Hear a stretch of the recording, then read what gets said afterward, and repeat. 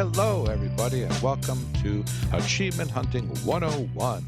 This is level 296, and I am Big L. And with me this week, we have Wild West.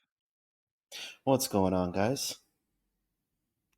And we also have KooshMoose. So tricky. So tricky. I almost jumped the gun. I changed things up. It's not April. It's not April Fool's Day yet. He did. Keeping us on our toesies. You jumped the gun like that game, Track and Field, that fun button masher of days of yore, which are my favorite days. Unless you had the Nintendo stomping pad or whatever it was. The stomping? Remember the stomping pad? It was called a bouncy pad, sir. Bouncy pad? No, you're talking about something else. You're talking about the power pad. Yes, I'm talking about the power pad. I'm talking about the button mashy one, not world class track meet. Oh, the one where you use a pencil? I know what you're talking about. Yeah. Yeah, okay. Pencil between the fingers, yeah. Wait, you could do that? I was the idiot with blisters on his fingers. I never did it, but I mean, Oh. That's what they said. What's your preferred method of button mashing, Jameson? Just mashing the buttons. Mashing the buttons. Smash. Is how you like to All right, well. I like to take my thumb and my pointer finger and I like smush them together and go, and yeah, it works really, really well. Then the next day, I can do dot to dot on all the blisters on my fingers. Makes me want to play Mario Party, which of course is our favorite Xbox 360 game. Oh, wait a minute. Speaking of Xbox 360, it's going to be a sad, sad time in July when the store closes. At some point soon, we need to compile a list of games we should buy.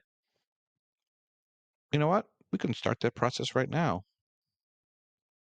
Yeah, let's just take the show Question and list this them week. off one by one. Yeah, why don't you take the first 30? I'll take A through E, F. I mean, Super Bob has to read that to us, though. Like, only his voice can read. Only his reaping voice. So let us know what's going. But our question of the week, with the Xbox 360 store closing in July, we were going to ask our patrons to name some hidden gems of the Xbox 360 generation. And we're going to start with Mr. KooshMoose. All right. We're going to start with Fug. What the Fug? Who says, might not be a hidden gem to us, but I think it is overall. I know it's mentioned often on the podcast and whatnot, but Dust, an Elysian Tale, or Elysian Tale, depending on, when I read it, expected nothing of it when it was on Games with Gold, but ended up loving it. I've also heard 50 Cent Blood on the Sand is a hidden gem, but sadly, I've not been privy to ownership on that one. Well, those are two of my answers. Thanks, Fug. Those are two of my favorite 360 games, honestly. Yeah. I mean, well, he's not wrong. We've definitely mentioned them a lot. We definitely have. Not surprising that those came up. Vulgar Latin says Super Street Fighter 2 Turbo HD Remix Ultra. Asterisk. Yes, it's an obnoxiously long title, but I really like the adjustments they made to art and controls. It's also the only way to get this one, as it's not been ported like all the others. And he also says Call of Duty Classic. It's a weird omission for backwards compatibility, but it's the game that started it all. For the time, it was a top tier shooter, and I think it's still worth playing, though the War Hero achievement is a bear to get. I don't know what that entails. Do you guys remember that one? I think you have to beat it on veteran or something, if I remember right. Yeah, those are notoriously hard. Like you just run from early checkpoint ones. to checkpoint. And, yeah. I think if I remember right, Wait. maybe it was 2 or maybe it was another one, but there was one that was notorious for just chucking a bunch of grenades on the hardest difficulty as well. I So think that's every Call of endless. Duty. Well, just like endless, Oh, So when he says it's a bear to get, do you think he's talking about his hidden gem being connectables with bears? no. Because no. wait, what do you mean no? Connect I had some amazing hidden gems. All right, I'll talk about that later, but that is a great game. Retro Chief plays it all the time. I have another friend who actually got hurt playing that game and twisted his ankle. Connectables with bears is a classic. I haven't done It's that not Call of DLC Duty yet. classic. think I own it, but Oh, well, yeah, it's I'm got not bears, fired it up. and I think it's broken unless you have the physical disc, but I don't know. There's something like that. Pretty sure I do have the physical disc. So sweet. I'm in luck. Waiting for We'll have me to ask Retro Chief about that. I know. somewhere in my stack. You'll have to visit New York and help Big Al. Oh, I see. Chesno, speaking of helping Big L, Chesno says Arcana Hearts 3, the obligatory fighting game mentioned. Of course, because it's Chesno. Indeed. A fighting game developed by Arc System featuring a collection of different anime girls fighting it out. Classic 2D fighter. So it's got Thrillville OTR, which I believe is on the rails or off the rails. Something about the rails. Over the railing. A theme, no, On the no, no, rails. On the no, rails. no, no, no, no, no, no. We do not follow up anime girls with railing. Thrillville OTR, Oh a my theme pack goodness. well, you're the one that did it. A theme pack manager with crazy roller coasters and a lot of different mini games for the player to enjoy. I'll have to edit that out. And lastly, You better says, not. lastly, Spoiler, says, he won't. Don't be a foo-foo. says Enslaved Odyssey to the West, a game I dove because I heard nothing but good things and I enjoyed greatly. It's on my to-do list after all them fighting games and Sonic games and Lego games and whatever shiny I see. LOL.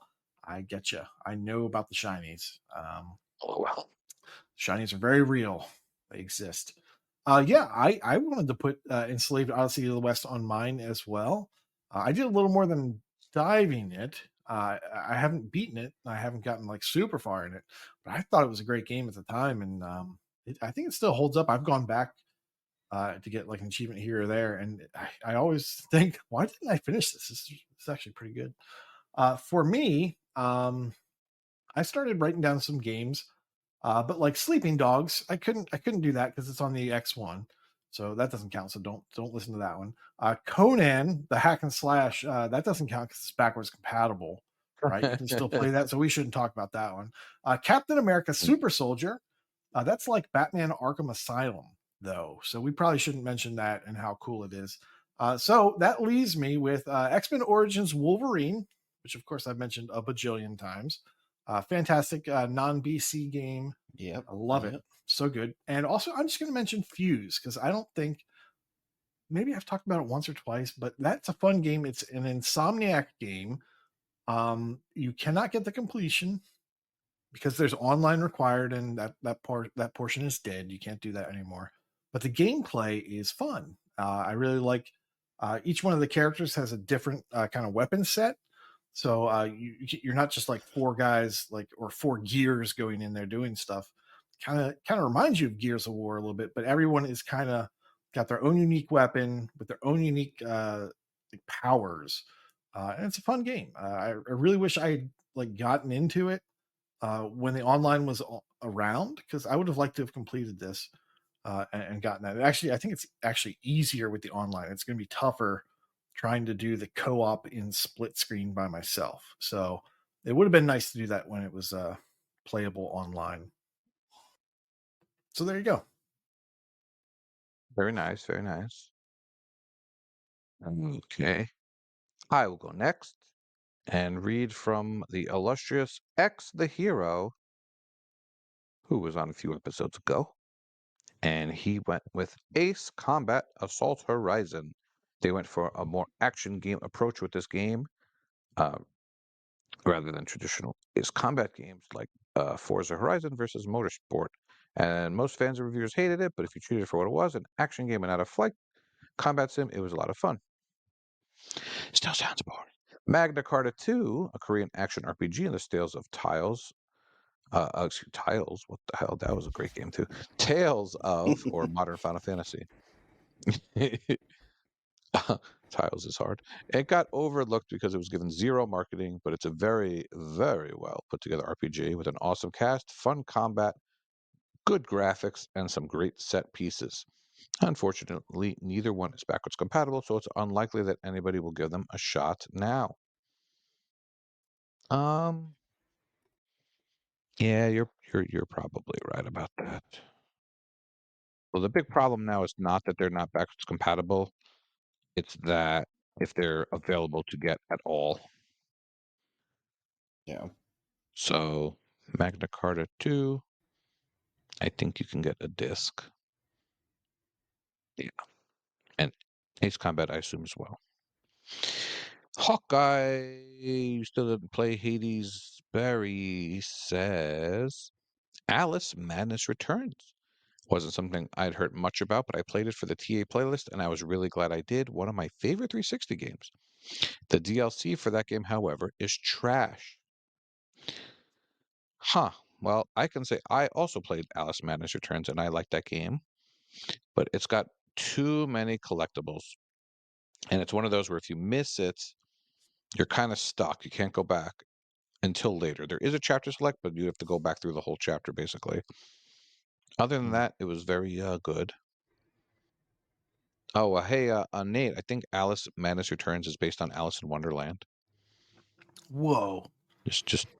Yeah, I just learned that. Whoa. And and the DLC, I believe, is the original prequel, which is American McGee's Alice. Mm-hmm. And I have not played that, but it is supposedly very awful, and I think it's just because of the way it controls.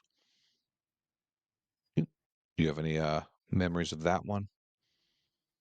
Did you play that on your Amiga 2400 Spectrum ZX4?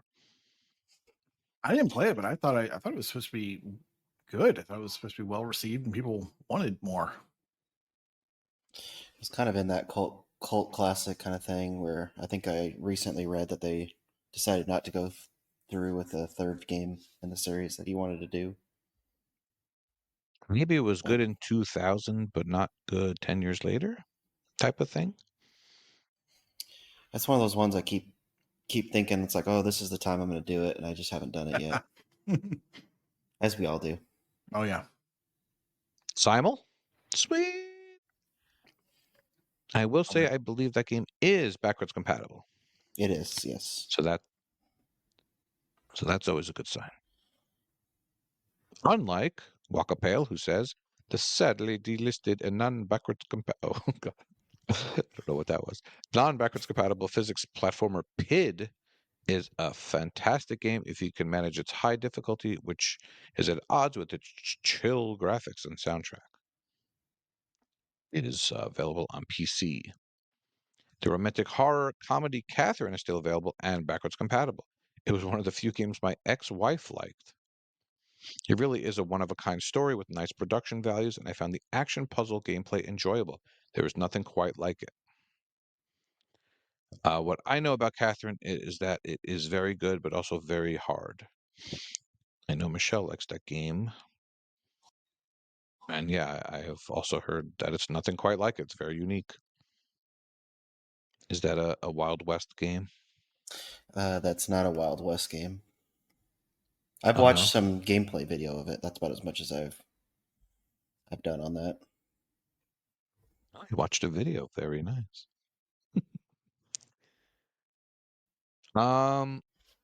For me, all these games that I'm thinking of that are hidden gems are no longer available on the marketplace, so I am very sad about that. I was looking at my good friend, the TMNT 1989, and um, there was a great arcade title called Retro City Rampage, Oh yeah. which was like the 2D GTA games, but it was a parody of a lot of games. You know that one? That was a really great game. But it was removed from the store. I didn't realize that. So that's going to be the case for all of these really soon. That's so sad. One that I think you still can get your hands on that is a hidden gem for me is Doritos Crash Course. Um, it's free also. So there's no reason to not get this game and get my ratio up in it a little bit. One of those games where you have to race and then you get different times. You get like a gold, silver, or bronze badge. It's just a lot of fun to keep doing the races over, finding shortcuts, finding different ways to go.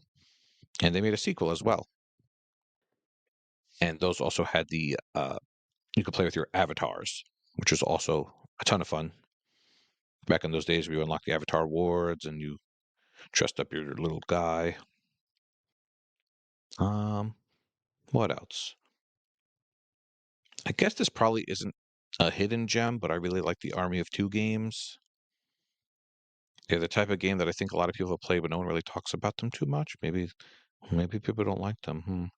But I like those games a lot. Yeah, I like the second one. I think Devil's Cartel, is that what it's called? Oh yeah, the 40th Day was second. Oh, the 40th Day was second. Okay. Devil's Cartel was third. So they Oh, got okay. progressively more pretty, but I like the first one the best. And the story and the gameplay, but it was definitely kind of rough looking. I've always heard good things about those Oh, games, but the fact that the online is gone is kind of a bummer. Yeah. I That's know why there's such a that's why I like the completionist name. Cartel one, because I think it was all offline. Hmm. Yeah, I've told many stories about that, but you could, yeah, you could play one split screen co-op, which is actually what Michelle and I did like over a decade ago.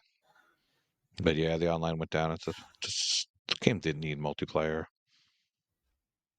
Did I mention that Connectimals with bears is amazing, and you should play that game. I need to get back to that game. Maybe it's in my punch it. I have 52 of 60 achievements. I'll do it with you if I can find my Connect. Come to New York. We can play together. There you I go. know you're Summer dying to. vacation set. I am. I Let's didn't do get it. to I know see the you're dying statue. to. I didn't get to see the Statue of We Liberty can. last time I was there, so Oh yeah. And if you want to die literally, then we can go to Central Park. We can have a good time. Oh God.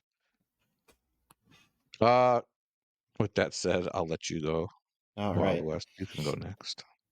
We've got Foo Cuddly Poof survived, Oh the bridge catastrophe over there and boy. in Baltimore. So, anyways, he said, "I made a game with zombies in it. I don't know how much of a hidden gem it truly was, but considering it doesn't have achievements, I can see not a lot of people here knowing about it. It was part of the Xbox Live indie game service and was only 80 Microsoft points. Super fun twin stick shooter bullet hell game with the most amazing soundtrack.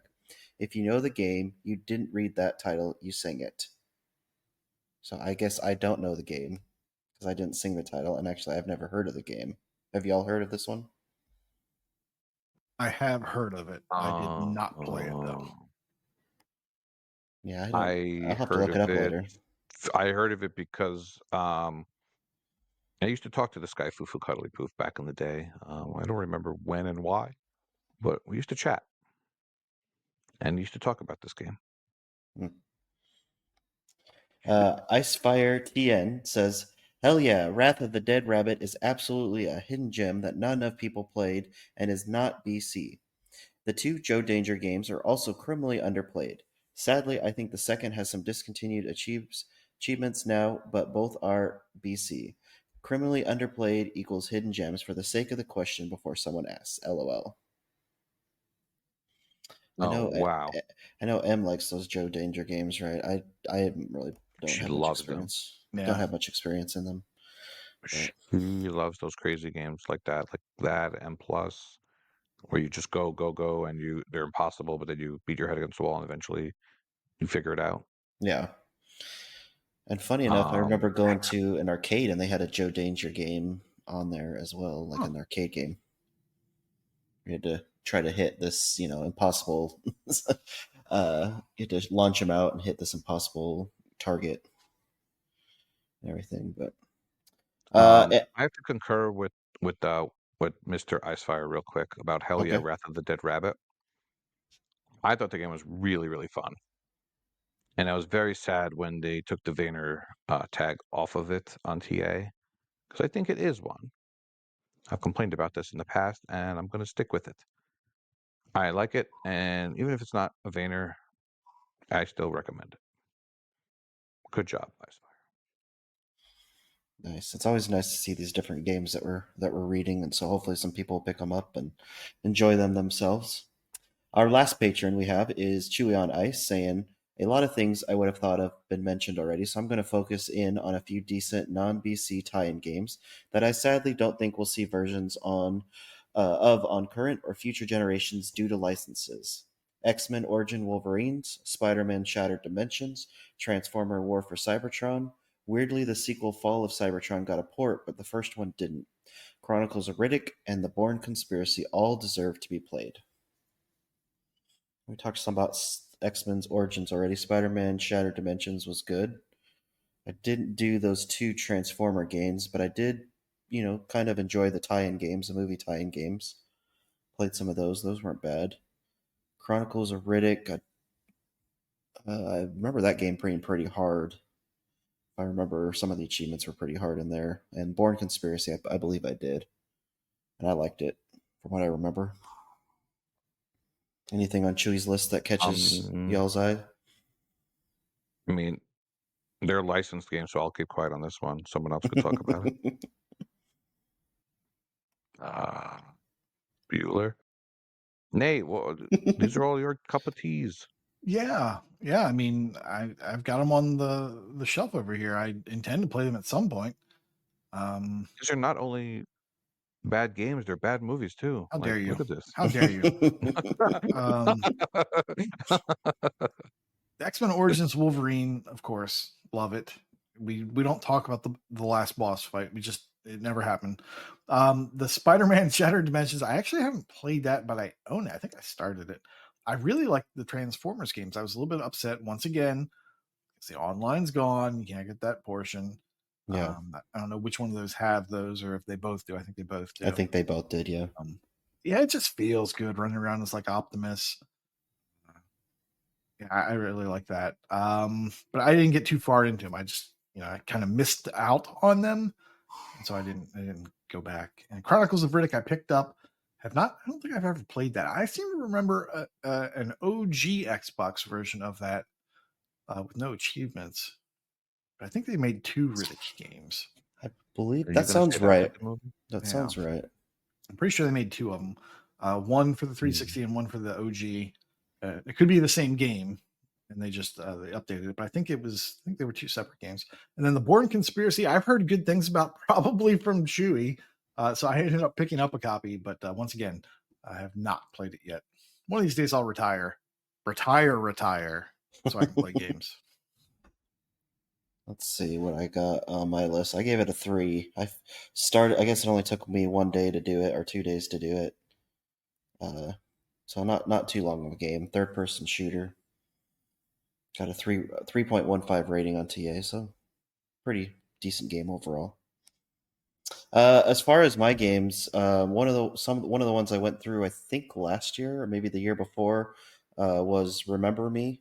I thought it was a nice cyberpunk game that didn't really get its recognition. I know the devs, when I was finished it and reading some stuff on it, the devs wanted to do a sequel to it, but it was kind of in that range of possibly being able to do it, but I guess it just didn't make enough money back to get a sequel. But I think it's good. If you like cyberpunk, and I think it was a third person, it was good. It's not too long of a completion. So another game that I really liked, I kind of picked up before it went Games with Gold and just absolutely loved it, was Stacking. I loved the quirkiness of it. So I definitely recommend that. Everyone should have it since it was Games with Gold, and the DLC is free now. So that was a lot of fun. Very quirky. It was very quirky. It was just different because at that time Yeah, there wasn't it was good. anything like it at all. So I really liked it. I am a big movie fan, so I liked seeing it box office smash. I picked up the uh, edition that had the pads with it. I don't know if you remember seeing that on the shelves back in the day, but you got the game, and then you got 4 pads that you could play with. So we had my cousins at the time. Were going to the same college as me, so they would come over and we'd play, or family was in town and we just pick it up and we play it, and it was just a lot of fun. Weren't they like So little like button clickers? Like it wasn't a pad, was it? yeah, so I was trying to think of the way to describe it. It was kind of like a big thermometer. It's what it would look like a really fat thermometer, and so it had the different colored buttons, and you just would Push the push button for the in, option or whatever. Yeah. yeah, Okay. or you could use your controller because it had the same colors as the controller, I think green, yellow, blue, and red. So it Gotcha. had that as well. But yeah, if you love movies, definitely recommend that one. Another one that I enjoyed playing the original Stuntman on the PlayStation 2. One of my friends had the game, and we would play that all the time. So I bought Stuntman Ignition and had a lot of fun with it. It is a difficult completion because it's a little bit different than that game. This one, you kind of have to string together a lot of stuff. So the difficulty, if you want to try to complete the game, is a lot higher. But just kind of going for fun, doing the different scenes was a lot of fun. I enjoyed it. And then the last one I saw on my list as I was going through my 360 games was Time Shift. I kind of liked uh, the shooter aspect of it. I liked the time aspect of it. So uh, just one of those ones. It does have some DLC in there, so I don't really know how available it is, but I enjoyed Time Shift. It was a good game. But yeah, we're just kind of doing. I wanted to do a little bit of retrospective on the 360 stuff. So if y'all have any questions that you want to discuss about the 360, any patrons or non-patrons alike, just send me some questions. J Block sent me one today, so we'll try to work that in here in the future and kind of reminisce about the 360 as it's getting ready Oh, to finish up its cycle here. which Canadian studio is your favorite, eh? I think that's what he said. Which hockey game's the Hey. best, eh? Eh? Of course, 3-on-3 arcade. Yeah. Speaking of unobtainables. Oh, that game was bad. Classic. All right. Thank you, patrons, for those answers. As always, if you have a question, either 360 related or not, just drop us a line and we'd love to ask your question on a future episode. Yeah, we probably won't do 360 questions every week, but in the coming months So that would be a lot of questions. yeah, we'll sprinkle them in That the would be a coming lot of months and a little retrospective. Like hopefully Um, exciting things happen for new systems that we get to talk about. But yeah. Yes. Hopefully it's not all like no the news. Ouya, the Stadia, Yeah. which no, that's not real. Yeah. Okay, it is time to showcase some games with the Games Showcase. Up first is the illustrious Koosh of Moose. Yes, I was having a hard time figuring out what to talk about this week because the game that I spent the most time playing is going to be gone a few days after this episode airs. So I kind of felt bad about that. But I'm going to talk about Hot Wheels Unleashed, Game Pass game that is leaving in just a few days. However, I thought it made sense to talk about it because Hot Wheels Unleashed 2 is going to be jumping into Game Pass on the 28th, which is the day this podcast airs. And I thought that I could do kind of like a PSA for the new game, having not played it, but with lessons learned from the old game. So Hot Wheels Unleashed, Kenny talked about this. You may remember Kenny. He was a guy that would be on the show and he'd talk a lot. Who? Yeah, yep. And he had a lot of Old Bay and things like that. So Oh, Kenny, that guy. that guy, the Old Bay guy. Okay. So he talked about this game on level 246 when I was away on vacation. So that was I just thought that was kind of funny. So I wasn't actually there for that episode, so I'm going to talk about it as if he never talked about it. The game, you play as a Hot Wheels car. And I don't know if you guys had Hot Wheels growing up, but I had a couple. First person. Oh yeah, for sure. Yeah, you play as the car, so you're not like looking through the windshield or anything. You're just kind of playing behind it while you play. I was a young boy that was not into little cars. I was not. Okay. I was into my my wrestling figures and my TMNT figures, but no cars, no cars. I wouldn't say I was into cars. Like I didn't, wasn't a fan of cars, but I liked Hot Wheels because they had wheels and you could like push them off of things. So that was kind They of were hot. Yeah, exactly. And they were hot. If you left them outside, they got hot. The best thing about Hot Wheels is that they're cheap. They are dirt cheap, and they're still dirt cheap. And they were made out of metal too. Like it wasn't just like a plastic kind of crappy thing. It had some weight to it. So I liked that they had some weight to them. They don't really do that in the game. They don't really have weight, but they do have a lot of the cars that I remember seeing, and a couple of the cars I remember having because I didn't have like a ton of them. And so the game is really good for I think people who were Hot Wheels collectors and just remember playing with these in their youth, so they can check them out. When you're playing the game, it basically has 3 different types of races in the first game. They have lap races, so you're going to complete 3 laps. And the goal for that is number 1, finish. Number 2, get first place. So they have like 2 goals, and you can finish and not win, and then you get like 1 little check instead of 2 checks. Then there's also the time trials where you're trying to beat 2 different times, one a little bit more competitive than the other. And once again, you can complete 1. If you only complete 1 of the 2 times, you can still move around on the map. Until you complete a level, you're kind of blocked. You can't progress past that level. So once you meet 1 of the goals, you can progress. And that second time is really tough to get sometimes. And we'll talk about that later. But I would recommend, if you're trying to slam this out before Game Pass, or if you happen to pick it up cheap, because I've seen it go on sale for like $12 for the main game and the DLC that has achievements for about like $12. If you happen to get the game then, or you're trying to finish it, I would recommend kind of mainlining all the levels, just getting through them. Don't worry about perfection. You're going to want to go back and take care of that later when you have better cars, when you've upgraded some stuff, and also when you've done some research. A lot of those time trials that you're doing, the ones that have the aggressive times, are not possible with number 1, with the cars that you start with, or 2, at all. Like if you play by the rules, you cannot complete the level in time. Instead, what you have to do is kind of break the rules, go off the track, run on things like tabletops and garage floors. I guess I should have talked about that. Basically, you're racing on like these, like the old orange flexible tracks, and they're in loops and stuff. It's very cool. It's just like, Hot Wheels of your youth. It's pretty cool. And they've got like a lot of the set pieces too, with like the volcano and all that crazy stuff. I never had any of that. I just had the cars. I didn't even have any tracks, I don't think. I just rolled them on the floor. But and then of course that third type of race is a boss race. And in this game, you're just trying to get to the end before the boss. It's basically just another race. And they just, they have a boss car sometimes. Sometimes it's just beat the clock. But it really is just beating the clock. Nothing kind of crazy to that. Well, I did that as a kid too. Beat the boss. Oh, clock. Oh, okay, right, the clock. Yeah, okay.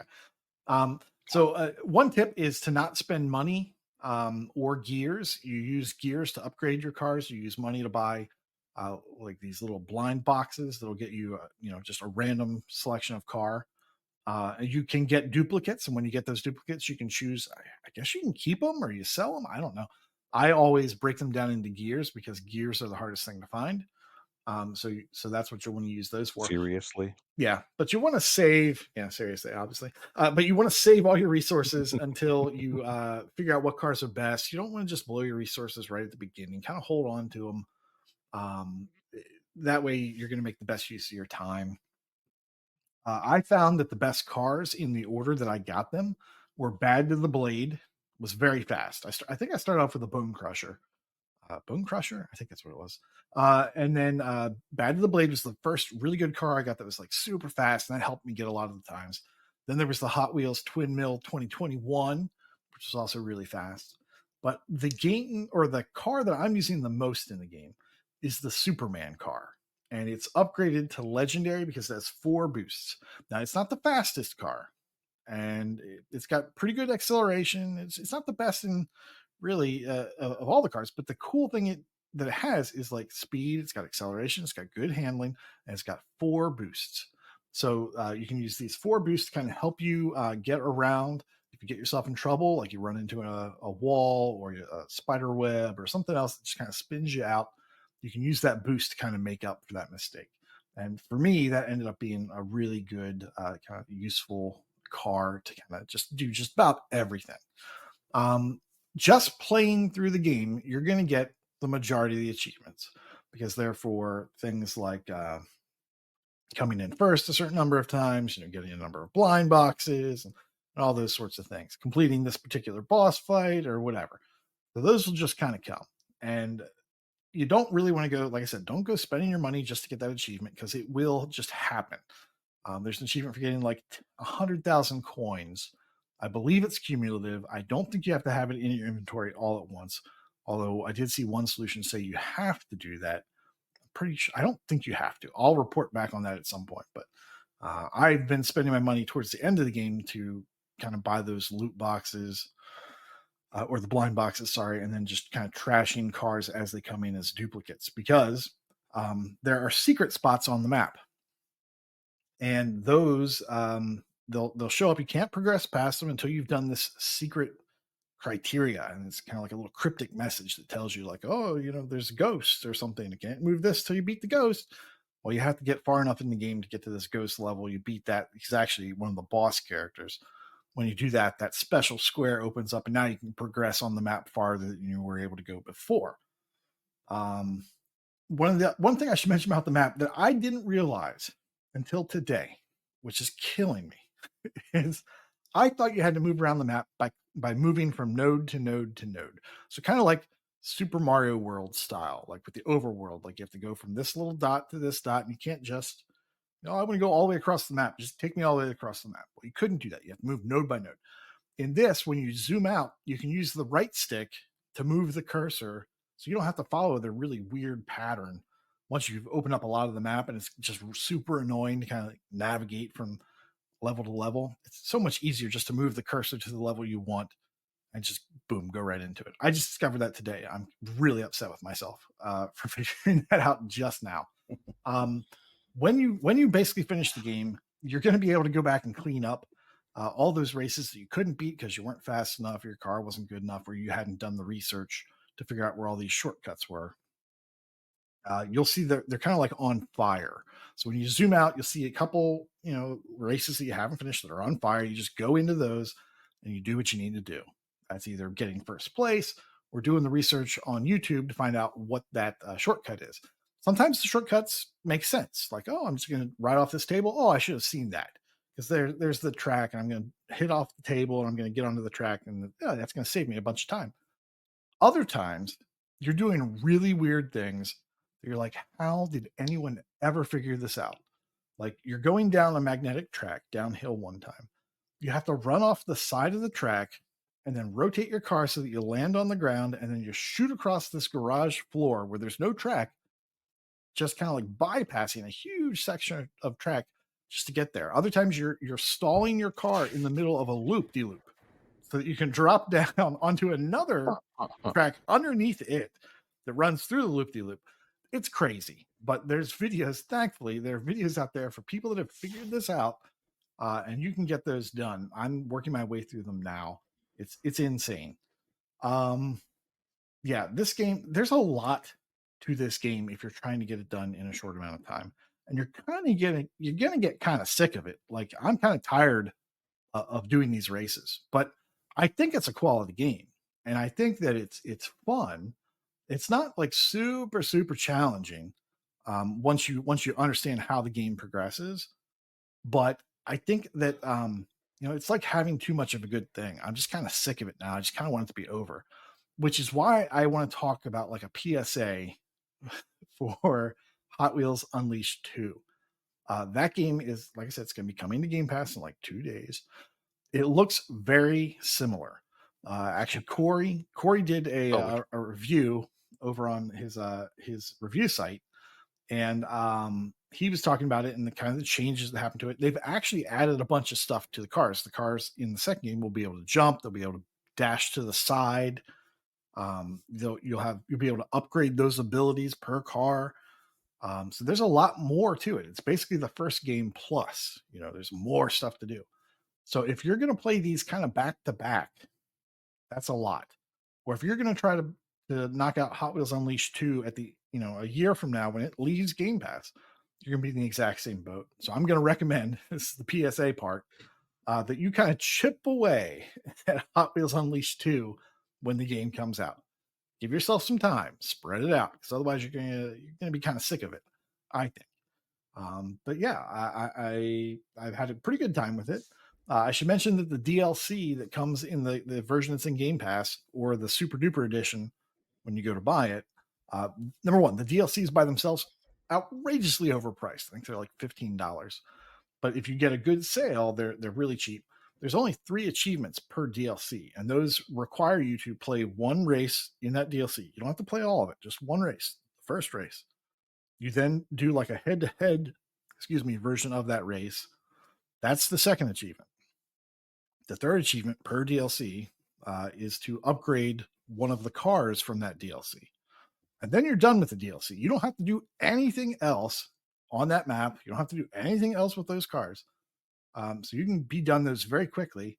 I actually haven't gone in to do them. I've been told that some of those races are really hard and really involved, but you don't have to do them. So aside from the very first one that you have to do to kind of open up that area and get into it. But yeah, and then at the end of the game, once you're done kind of like progressing just through most of the game, what you'll have left are things like, getting all these blind boxes, getting so many coins, getting so many gears. And that's why you're going to want to save that for the end, just kind of grind it out. And one of the best ways to get coins is to play with a friend, kind of do an online head-to-head, and you pick a very short map. You can get some ones that are community built. And there's, of course, the achievement community has put out these races, these levels that are very short, that are very easy. But you want to make sure you take like 20 seconds to complete these. You don't want it to be any faster than that, because if you go faster than that, you don't really get the max coin payout. I don't even know if you get a coin payout at all. But if you take over 20 seconds, that's the minimum. You'll get I think it's like 700 coins for the winner and like 500 or 600 for the loser. So it's really not that big of a difference when you're going through. And you're going to have to grind out wins and coins anyway. So find a partner. You're going to knock that out. It cannot be local. You cannot get those coins locally that way. You have to be playing through the internet to get those. But that's pretty much, the template that you're going to be using to complete this game. And if, like I said, if you're going to do it before it leaves Game Pass, man, you're going to be sick of it. It's a lot, but I can see it being fun if you spread it out. And that's what I suggest you do with Hot Wheels Unleashed 2 that comes out in just a few days. So, is there, would you say, is there like rubber banding at all in this? Okay, yes, there absolutely is. And thank you for asking that. When you start up the game and when you start up any of these two, the very first thing you do is go and change the difficulty to easy. And even then, every now and then you're going to run into a problem where the cars are just really good. Once you upgrade your car, it's not that difficult to kind of put them behind you, but it might take a lap. Sometimes it takes like up to a lap to get those other cars to fall far enough behind you that you're not really worried. On hard, or I guess I only did the 2 because there's one achievement for completing a race on hard. Mm-hmm. And for that one, you want to pick a race that has a shortcut that The solution on TA is perfect for that. The race they suggest is really, it's perfect. It's very easy to pull off. You just do three laps of that, and you beat them. They're not even in your rear view when you do it. That's how far of a shortcut it is for you. But then as soon as you're done that, you switch it back to easy because I was playing and I think I guess maybe I did the hard one and I forgot to set the difficulty back and I raced a couple races and very quickly it got to the point where I was like, dang, these guys are really good, like really fast. And yeah, there's rubber banding and I'm fighting to get second place. Like, and I'm barely getting second place. This is really hard. And I then went back into the options and I saw that either it had like snapped back up to hard or I just forgot to reset it. And yeah, it was so much better when I knocked it down. Now maybe it's more rewarding to play it on a slightly more difficult, but not for me. Like I really enjoy putting on a TV show and kind of like giving that like 20% of my attention and then giving the game 80% of my attention as I'm like sliding around these corners, drifting around these corners, boosting and doing all that kind of cool stuff. It's a fun way to play this game. But yeah, there you go. Hot Wheels Unleashed. Look out for Hot Wheels Unleashed 2. Yeah. Wow. You had fun. I did. I'm actually having a little bit of fun with it. I think I would have had more fun if I had spread it out over like 2 weeks as opposed to like 4 days or however much time I've been kind of putting into it recently. Yeah, but you see, if it wasn't leaving, you would have never played it. So therefore, yeah, yeah, I definitely. Yeah, I'm definitely. This is the type of game that I would play I would play it in a compressed period of time. I would just like that compressed period of time to be a little bit bigger. Yeah, it seems like one of those ones that you just kind of play a few races and then go to what you really want to play, and then a day or two later you're doing a few more races instead of. If you did it like that, it'd be much more enjoyable than Brotato, I think. Which luckily I'm done with Brotato. I don't have to keep chipping away at that one. But yeah, this is probably my next chip away game. Hot Wheels Unleashed 2. I'll just kind of do a couple races a day, and it'll be a lot better. Yeah, you're making me. I put a price watch on it. I'll look at that, but I'll definitely check out number 2. No. I like those kind of easier game. I guess not like the simulation type Forza games, but kind of more of this style. Oh, it's absolutely more cartoony or more arcadey than. Sorry, I don't do Forza. Yeah, JMO. You don't need a price track. I'm still on Game Pass for a few days. Yeah, I've got to work in the next few days. Tell your family that Easter's canceled and you need to play this game. Okay. Well, $12 is not understand. They will understand. Yeah, it was like $6 for the base game, and for the crazy edition, I'm pretty sure it was 12. Yeah, no, I looked it up while you were talking. Yeah, so it's crazy because it's $39.99, which is not a bad price for the base game. But then with all the DLC and everything, it's $79.99, which I think is a little outrageous. It is outrageous. It's insane. I know it's got the what's it called, the license and everything, so that's probably the reason why it's so expensive. But it's been as low as 12. So yeah, I really thought that when I was playing this, I was going to be doing the mystery van, just driving the mystery machine the whole time.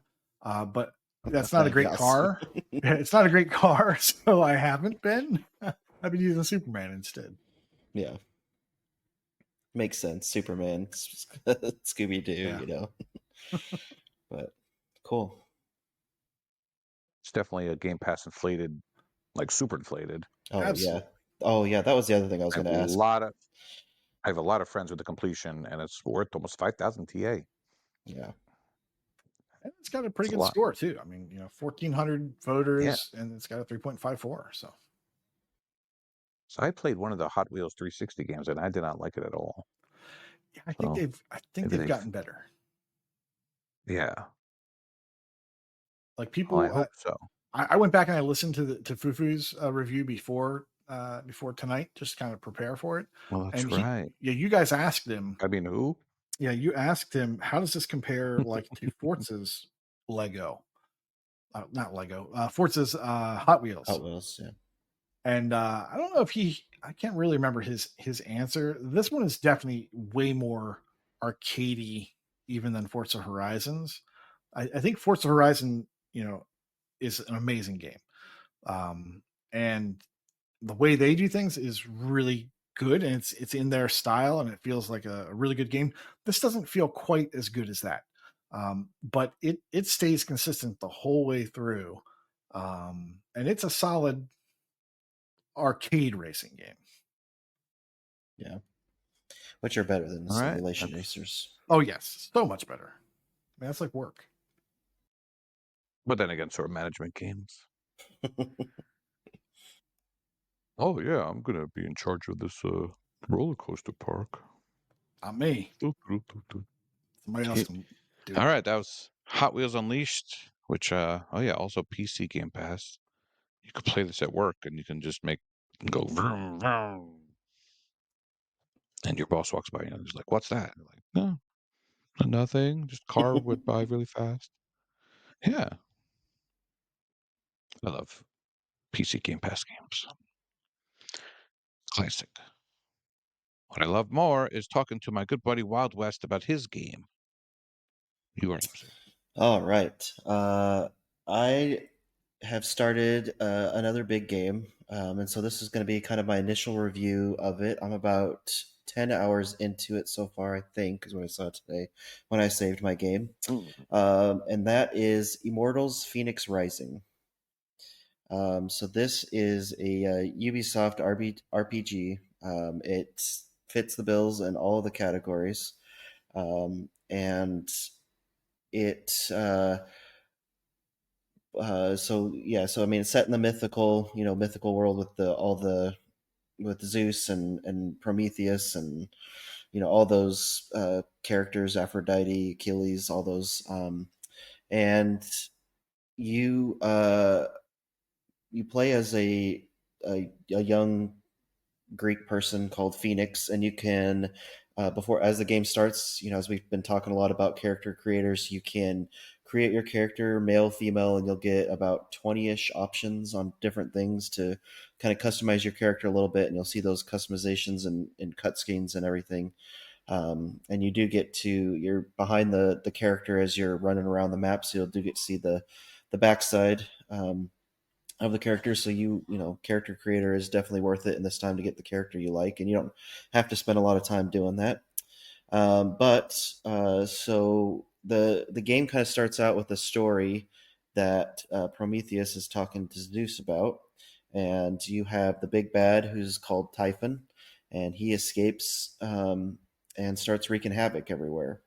And so your character Phoenix, whether you be a male or a female, is tasked to to get things back to normal, basically. The game was a little bit. I mean, I had when the game came out, it was definitely intrigued me, but in typical Ubisoft fashion, I like to wait until all the DLC is out or close to it, and when there's a good sale with the Ultimate or Gold Edition or whatever they want to call it for that game. So the game I think got to $20 for the Gold Edition or 25. And that's usually my tipping point for them. So I bought the game, and then I think about a couple months after I bought it, it came to Game Pass. So the base game is in Game Pass right now, and if you want to, you can play the game. It's averaged about 40 to 50 hour completion, and there's 3 DLCs that you can buy the season pass for and get all the DLC. I have seen the reviews on them, and 2 of the DLCs have reviewed pretty well, and one of them I hear is a different change in style of the game and has not reviewed pretty well. I think the average DLC is about 8-ish hours to 10 hours, so little chunky DLCs there. And the sad thing is I am enjoying the game quite a bit so far, and there's not going to be a sequel to it. They've kind of canceled that out, so I was a little bit bummed to read that news. It seemed like it had enough juice in there to make some more games in the series, and a lot of people were unhappy that they weren't doing another one, but that's how Ubisoft goes. I do say some of the positives for me is starting this. I like the graphics and art style. It's kind of the cartoony style that I think it works really well. As you're running around the map and there's enemies and you beat them or you kill them, they go flying off, cartoon style. I really liked that. I thought it was kind of fun. Um, I think the cartoon style works well for making it kind of friendly for kids and families as well. My daughters enjoy, as I'm running around the map and defeating enemies and doing challenges and stuff like that. They will sit down and actually watch for a little bit of time. I think if it was realistic graphics. I don't think they would have done that. So I think that kind of worked as well. It does have achievement tracking so far in some of the things. For example, as you're running around the map, there are a lot of collectibles because it's Ubisoft. You'll have to do these puzzles called the Vault of Tartarus, and there's an achievement for doing 25 of them. I don't know how many there are in the map, but you have to do 25 for the achievement. So I'm assuming there's at least that amount. And there are different puzzles as you go down into them, and you'll have to, complete the puzzle, which, will take 10-ish minutes or so to do it, depending on how hard they are. There's 3 different level difficulties that I've seen. I've only done the 1s and a few 2s, so I haven't gotten to the 3 ones yet. But they don't seem too difficult so far. And as you beat them, the achievement tracker will go up. There's one for cutting 100 trees down, an achievement there, and also an achievement for getting stealth kills. They make a pun on the Assassin's Creed franchise there for that, but those track as well. So pretty much anything that is a counter will track, and I haven't had any issue with it so far. So I would say my entry so far into Immortals has been very, very fun. I think it's a good game. There is no difficulty achievements, so you can play on any mode that you want. I'm just playing through on story mode and just kind of having a fun time. You get different helmets and breastplates and weapons, I believe. So you have you'll have your axe and your sword and your bow. But I know you can get different helmets and breastplates so far, and so those will give you different stat boosts depending on what you have. There in the middle of the map, there is a place where you can upgrade your stats. You can do some side missions as you do different challenges. There's like navigation challenges where you'll have to go from point A to point B within a certain time frame. You do that, and you'll get some gold coins, and then you'll use those coins to upgrade your skills. There's puzzles that you'll do. You don't get the coins for doing the vaults. Those will give you Zeus's lightning, which will increase your stamina when you get a certain amount. But as you do other puzzles and other stuff, you'll get coins, and yeah, that'll increase, allow you to upgrade your abilities. So you can either do different attacks or other things like that. But yeah, I really enjoy this game so far. I think it's definitely worth the price, especially in Game Pass if you have it. But if not, I mean, definitely $20 for the gold edition and get all the DLC and everything. It's been a very very fun intro to it. And I saw that Koosh, you have finished the game, correct? The base game. I have finished the base game and I loved it. I in my mind, I'm going to go back and do every vault because some of them are really unique. Like Yes. there's one I think that was like it's like a mini golf level, super cool. And so like some of them are very creative. Yes. There's kind of the standard, flip this switch, do this, do that. But then you get those really unique ones that make it really cool, really fun. And I always wanted to go back and finish all of them. And there's way more than 25. Okay, nice. That's good to know. Yeah, there was one I did today where you had to when you shoot the arrow, you can shoot like an arrow and just have it go, or you can also control it. And I did one where you had to kind of go through different different holes that they had to light the fire, and then once you went through all of them in one arrow, then you could light the thing at the end of the tunnel, kind of thing. So it was, you're right. I mean, each one has been different. It's not been the same. There's flying ones. There's like you said, there's ones that have maze with you take the ball through the maze and everything. So it's been fun. And everything about that game, everywhere you look, is a puzzle. Like, yes, it's just so good. And yeah, I am crushed there's no sequel. Now, and the DLC is not quite the same game. So I didn't really get into it. I need to go back and finish those. They're still good, but they're not as good as the base game, in my opinion. But yeah, I'm heartbroken that there will be no more. Yeah, and that's the thing about Ubisoft is they get this good idea, and I think it did decently well, and then they just kind of shut it off and go back to Far Cry and Tom Clancy and all that, and which, I mean, I understand it makes money, but this was something unique, I think, for them. Mhm. It still has the overworld that's very similar to any type of Ubisoft game. It's going to be similar in that, but just the setting and everything I thought was very fun and unique, and it's got a good rating. It's at 4.17 right now out of 2,200 votes, so it's pretty good. I think it's probably going to land a 4 or 4.5 on for me, depending on how it continues to progress. But definitely a fun one, and I think a lot of people. I mean, I have a lot of people on my friends list that have started it, and I think more should get into it. Very fun. So that's Immortals Fenyx Rising. It's my introduction to the game. Do a finale sometime in the future when I get done with it, but definitely check it out. I'll have a couple quick questions about it. Okay. Um, Nate, you can chime in as well. I know you are a big fan. I don't get a sense of the story. Like, is there a huge story, or is it mostly about the gameplay? So there is a good. I think it's a good story so far. So you have the big bad's been in prison for a long time, and he gets Mhm. out of prison and starts wreaking havoc on the world.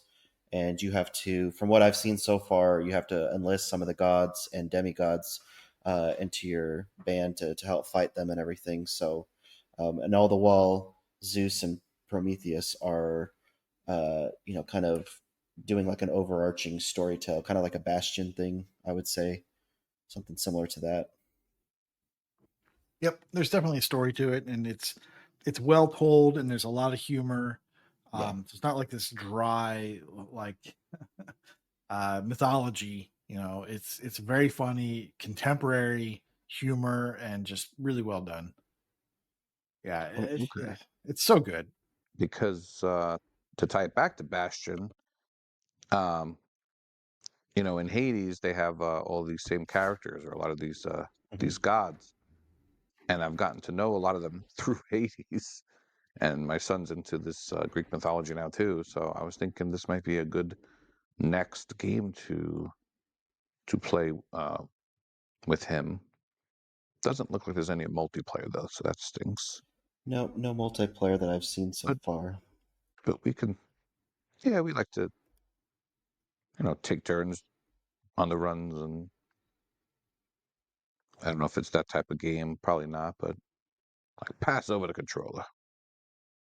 Yeah, I mean, I think the humor's fun. Like the game started out, did the huge Mhm. first cutscene, and then like your hero washes up on shore and takes a little bit of steps, and then Zeus, I think, said, "Oh," and the hero dies, and it like goes to the credits, and Prometheus Oh, is like, "Oh no, no, that's it not is what happened." Bastion. So it's got some good humor in it. Back and forth between Right. Prometheus and Zeus is fun. Some of the So other gods that I've interacted with so far have been mm, humorous as well. So so there's literally no point in buying the base game for $9 because the season pass is $40.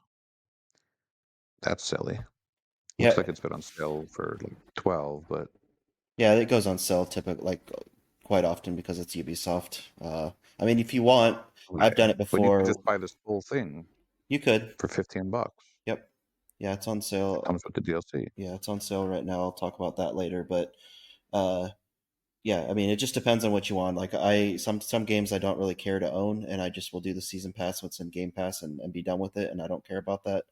And then other games I'll just get the gold edition so I can have it and play it when I want. And so whatever you want to do, there's a season pass if you just want Yeah. to go that route. But Well, I think that between the both of you, you have swayed me to check this out sooner than later. yeah, I think it was on Game Pass about what 4 or 5 months ago, Nate, if I remember. I think So it's still on Game it Pass is. I'm just saying when it and entered. Ubisoft Plus. Yeah, Oh, when it I feel like entered, it's you been a you while. Yeah. maybe. I mean, I would say you probably have at least 3 or 4 more months, so plenty of time to finish it if you want to. But well, I'm sure Koosh bought it and I bought it when it came out. got the, I was so into it, and yeah, I exactly. love Greek He mythology. got the Steam version, PS3, Maybe not that all that much, stuff. but yeah. PSP. Yes, the Vita. You got the books. He's got the Phoenix Rising to play on the beach when the tide is rising, you see. So he's going to be playing Sunset, tide rising it. on the surface. Oh yeah, he's going to have that Sun game also, the Game Boy Sun game, and Oh, there you whatever that was, the Botokan or whatever that was. The one that's not Golden Sun. Neat. Last question. Did you touch on if there's missables? I haven't. Are you playing with the I'll leave guide or that to just Koosh. playing? I have a collectibles guide just as I go around the map. If I'm in an area and want to Okay. kind of finish it, there is a walkthrough on TA. I did not mention that, so thank you for asking. So there is a walkthrough, and it goes through the different regions and everything. As far as missables, I'm going to say I haven't come across any, and I'll let Nate answer because I don't think there are. Well, it seems there's one in add-on or in the DLC that I haven't done yet, and then there's also. Oh, great. Well, See, okay, you missed it. yeah, there is one for defeating 10 enemies using traps inside the vaults, and I guess once you clear the vaults, there aren't enemies anymore. So yeah, you want to make sure you kind of get that as you go. Okay. Or you just start a new game, you do just the vaults and whatever. That would be fine too. But yeah, you don't want to have to do that. Makes sense. Okay. So that's Immortals Fenyx Rising. I think after you finish this Wild West, you have to play Hades. Okay? Promise me. And then I'll play this while you play Hades. You'll It's like it, I probably not promise. on my docket of games for next. Come on. You and Hawkeye can simul it. Oh, I got a simul Wait, you like Hobbit game. Bastion? I did like Bastion. Did you like Bastion? I did. So what's the hold up? Just other games doing Everyone right loving now. it is too much for you? Oh, okay. Yeah, You gotta, yeah. I got to be that one guy on the well, sideline, just be like, nope, nope. well, to be fair, this one popped up on sale and you got this. This wasn't in your sight lines, Oh no, right? this one was, yeah. When it came out, it Oh, was one of those ones I was kind of waiting for the sale to come. That's usually what I do for Ubisoft okay. games. Okay. Well, I'm hot on the trail of completing Hades. I have 5 achievements left, and I'm going to be very sad when it's over. So I'm going to need something to fill that void. So I don't think there's anything quite like Hades. So that game is getting a sequel. So suck it, Phoenix Rising fans. The good God game, Greek God game is getting a sequel, okay? The Supergiant loves their fans. So Hades is the bestest. And for those who were wondering, I finally got that achievement in MLB The Show to do the mini seasons, and I'm still not done. I have to do March to October now. And then maybe I'll stop talking about this stupid game. So I could talk about 24. Oh, God.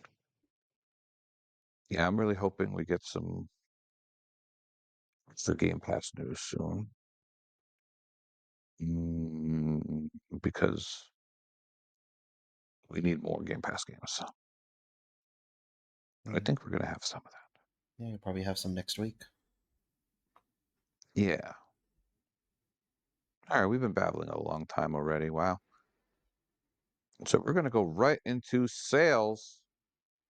And I think Koosh has a lot of tabs open this week. Just a hunch. There's a reason for that. They're not all going to be talked about.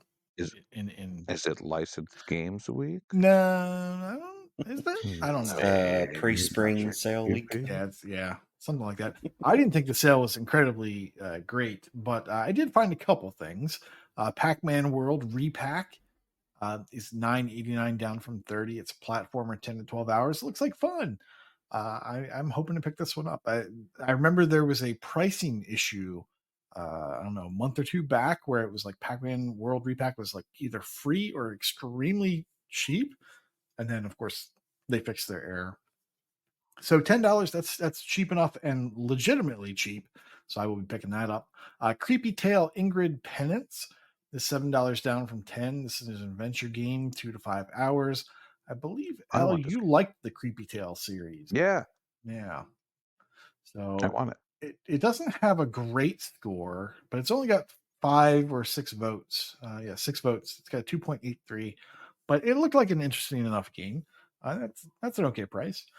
Next up, Russian Subway Dogs. This is $11 down from 15. Wait, Maybe what? you've never heard of this. I definitely saw it when it came out. But this is it's a cool little game, I think. It's $11 down from 15. It's an action game, and it's one of those games that like uh you just get good at the game, kind of like Qbert, something like that.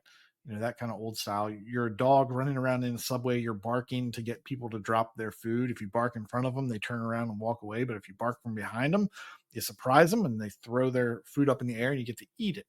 But them, these people being Russians, they also have vodka, and when if they accidentally throw vodka, that explodes and you need to stay away from that. So you want to jump and get the sandwiches or whatever. You want to avoid the vodka. Wait, what? Yeah, there's sandwiches out.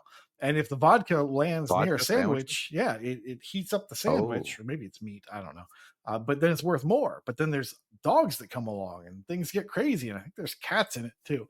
Check it out. It looks pretty cool. Doesn't look terribly diverse in terms of what it does. Just looks like it just kind of scales up in terms of complexity as you go. But I'm interested. I want to learn more about it. Quern Undying Thoughts, $9.74 down from 1950. This is a puzzle adventure, 8 to 10 hour game. It's got a walkthrough on TA, and it looks similar in style to Myst. So if you're jonesing for some more Myst, maybe check this out, see if it looks like it's going to scratch that itch for you. Next up, we've got some garbage games. For those of you that like just playing bad games or games that look bad, Escape from Life Incorporated is $4 down from 10. That remark. Yeah, well, these are like, it's just, it's kind of like the Walk is gonna rip on these games at some point, possibly.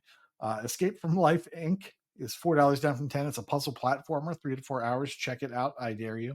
And next up, 41 Hours, $12 down from 20. It's a first-person shooter, 6 to 8 hours. If you like garbage, check it out. Might scratch that itch.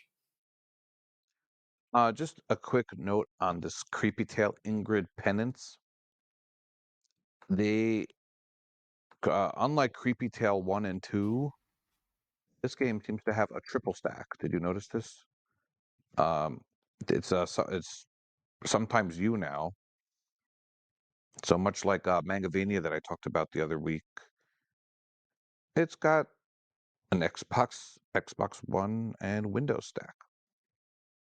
Now I'm gonna guess that if it's like Mangavania and the other ones, that if you have which one did you have to buy first? Xbox One? That you could buy the upgrade for $5 instead of 10. I think it was that order. But it's worth looking into. Mike Pitch told us about that during the live show, I believe. Yes, that's what it was.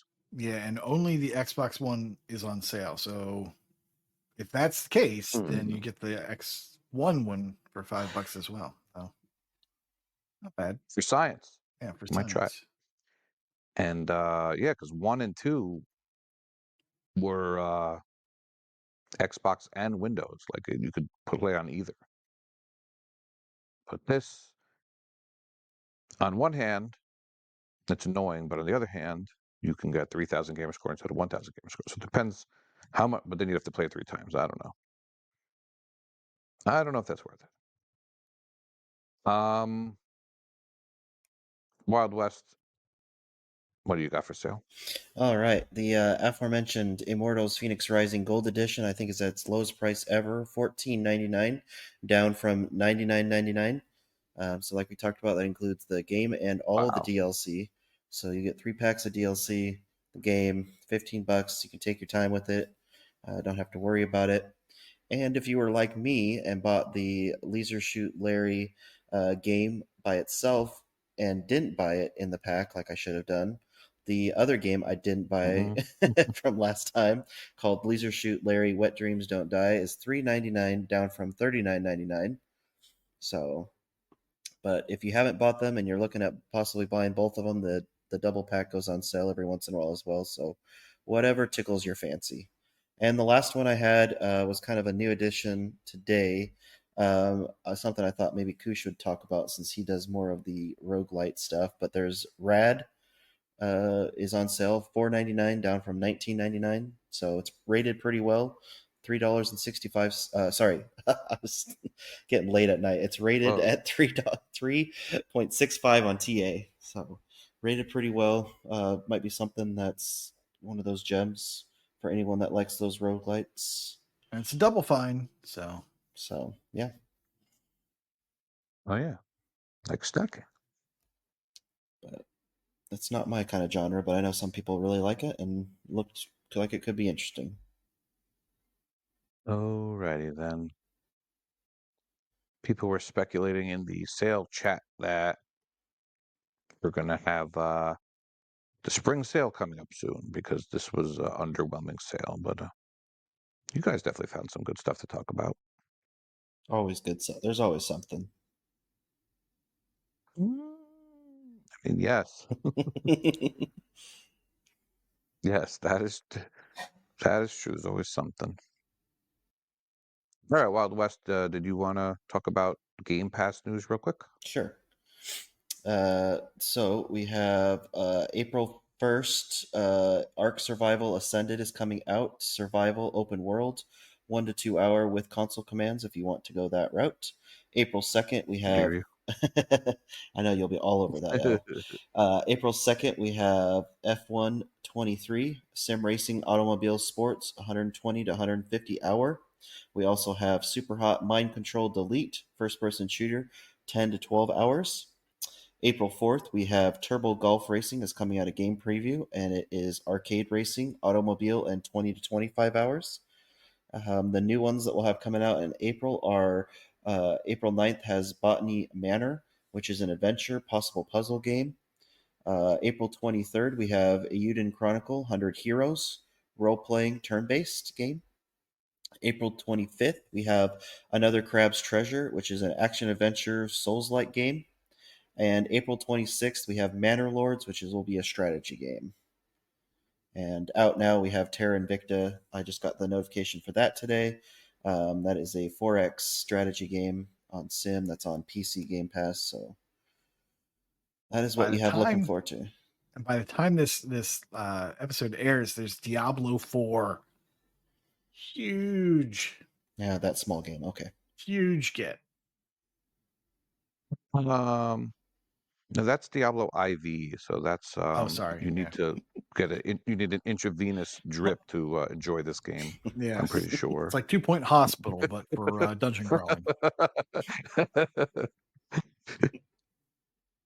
That's a joke that Jameson would get, since he knows a thing or two about hospitals and management games.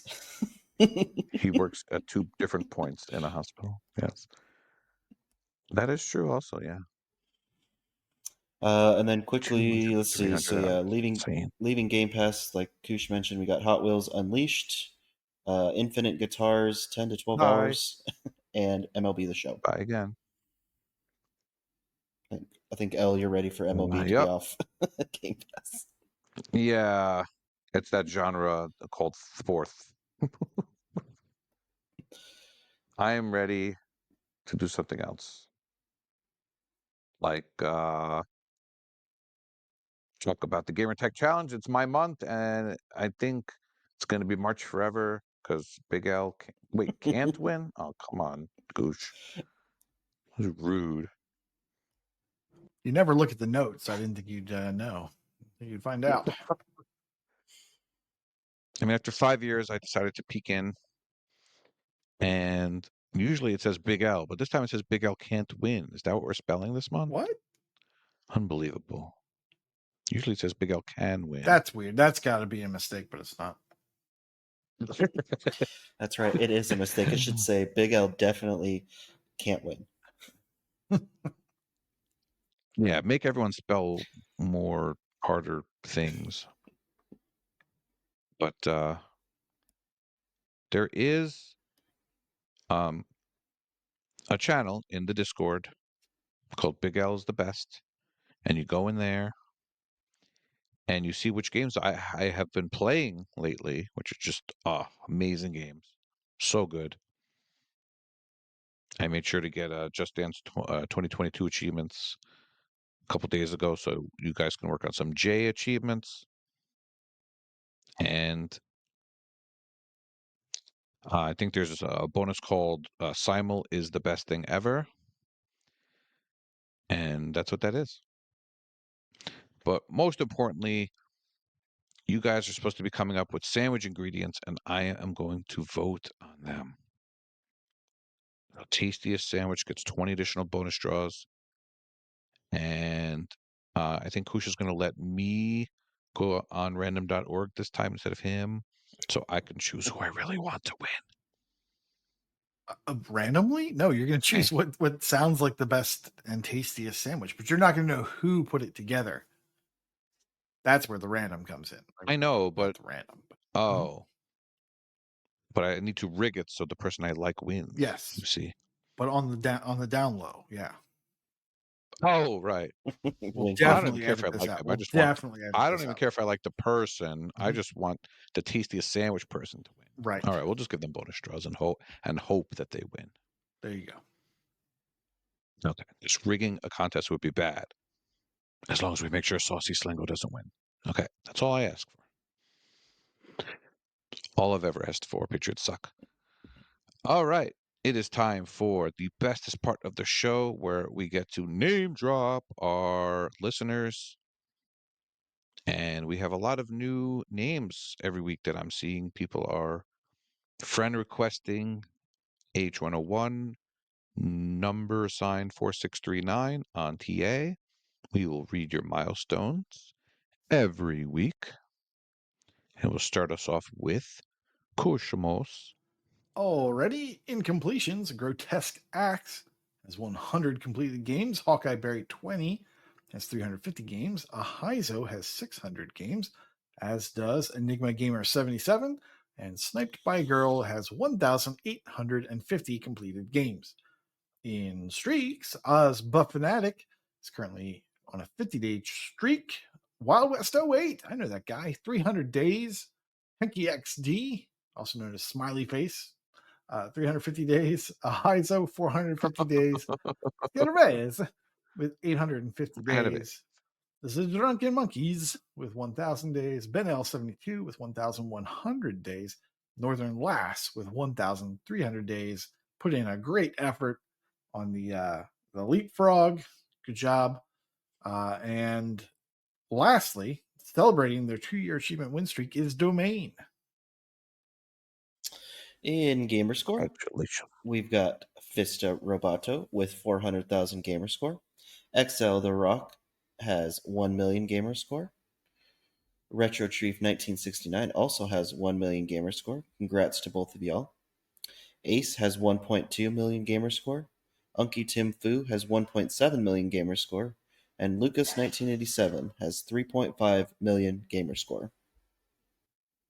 Oh, yes, I remember. I'd read those millionaires after they came out after the official word, but they get double props because a million is still a million. Yep. In leaderboards, Northern Lass is top 500 of TIA leaderboard for tower defense. Luke 17,000 is in the top 10 of TA difference leaderboard for Windows management. Rocker Dude is now in the top 10 of Tennessee TA leaderboard for beat 'em ups. Are you competing with Elroy on the sly? You gotta love it that a sibling rivalry. The Brer brothers are brawling.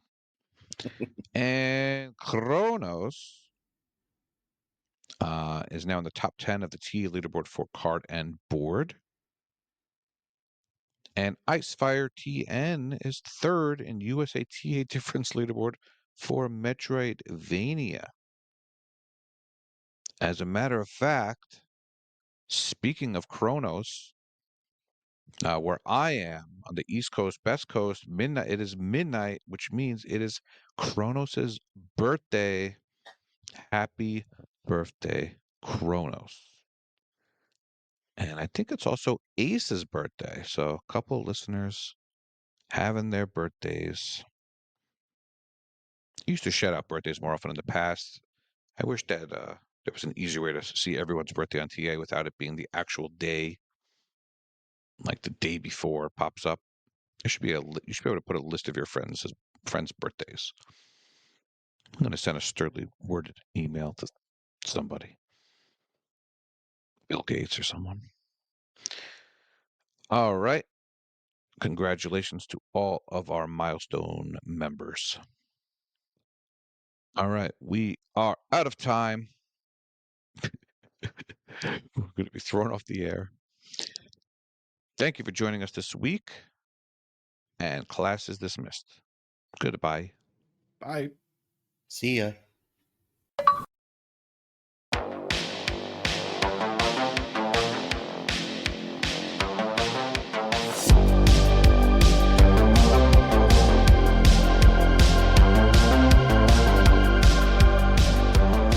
Hello and welcome back once again to Master Raters. Yep, you heard that right. We are back after, I think, a couple of months, at least. But we've managed to get it back together to record our penultimate segment of this. One of, I think, my favorite things to talk about, how we rate our games. Joining me as ever is Michelle Matrock. Hello. And Devin Volgalatin.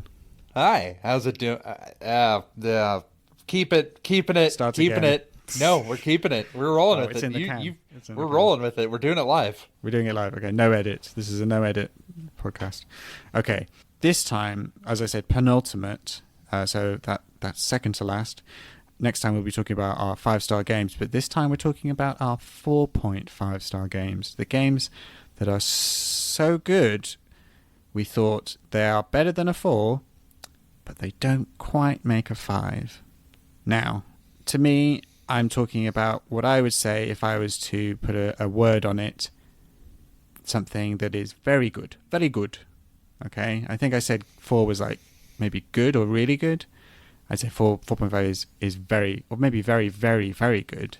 Something that is outstanding and recommended highly, but maybe doesn't quite reach perfection or whatever you might want to call that. I don't know. How do you guys kind of sit with what a 4.5 means to you? So I would say the difference between a 4.5 and a 5 is where a 5 would be I could recommend it easily to anybody. A 4.5 might have some specific reservations. Like one of the games that I didn't bring up was a MLB The Show game because, you know, it's still baseball. If you don't like baseball, there's nothing that it can do to bring you to that point of 5. And one of my examples that I have is kind of in that same vein where it's like it is really, really good. And it's the best that it can do, but I don't think it bridges it to the point of being a 5 where I could say that like anybody would love it and everybody should play it right now. So a 5 has to have some kind of universal appeal, or at least something that universally people would say, yes, that is like best in class.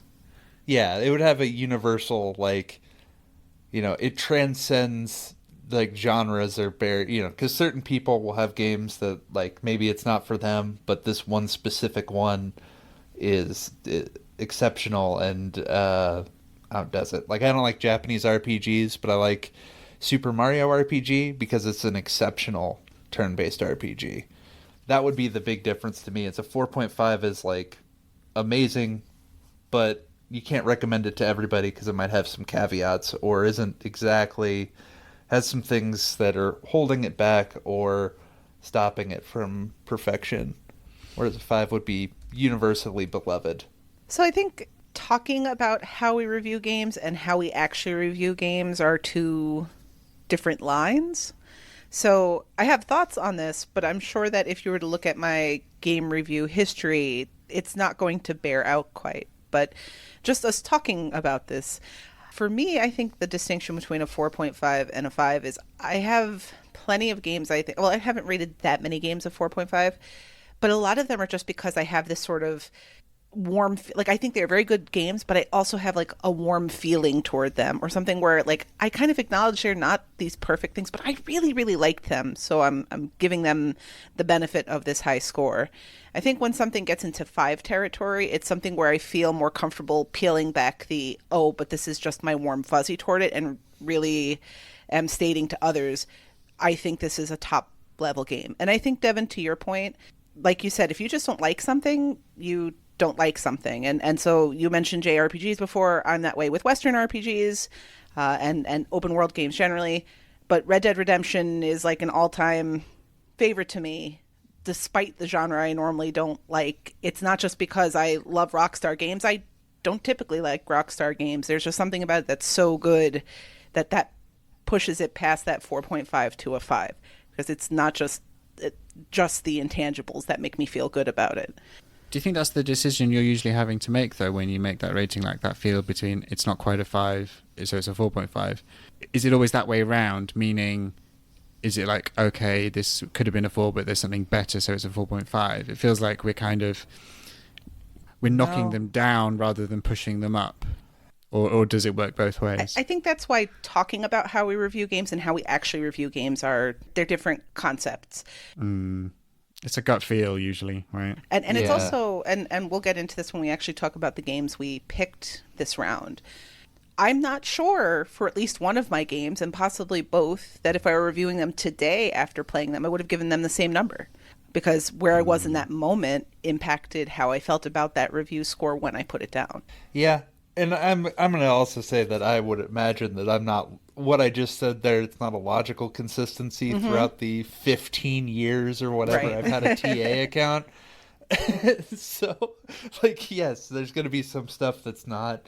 No. But in general, that's, at least right now, at time of recording, that would be my answer. But I also feel like, and we'll get into this, when we get to 5s, but at least us talking here, I would hope the games I rated a 5, I wouldn't second guess now as being 5s. Like, it would be very clear that it wasn't just, I had this thought, like, these games really excel to that next level. But 4.5 games are still awesome games. I think these are games that still, if somebody doesn't love the genre, they're games worth recommending to somebody who doesn't love the genre as a way of trying it. But there's that one inconsistency or whatever it is, and that's, again, that intangibles bucket that just doesn't push it over to the 5, whatever it may be for you.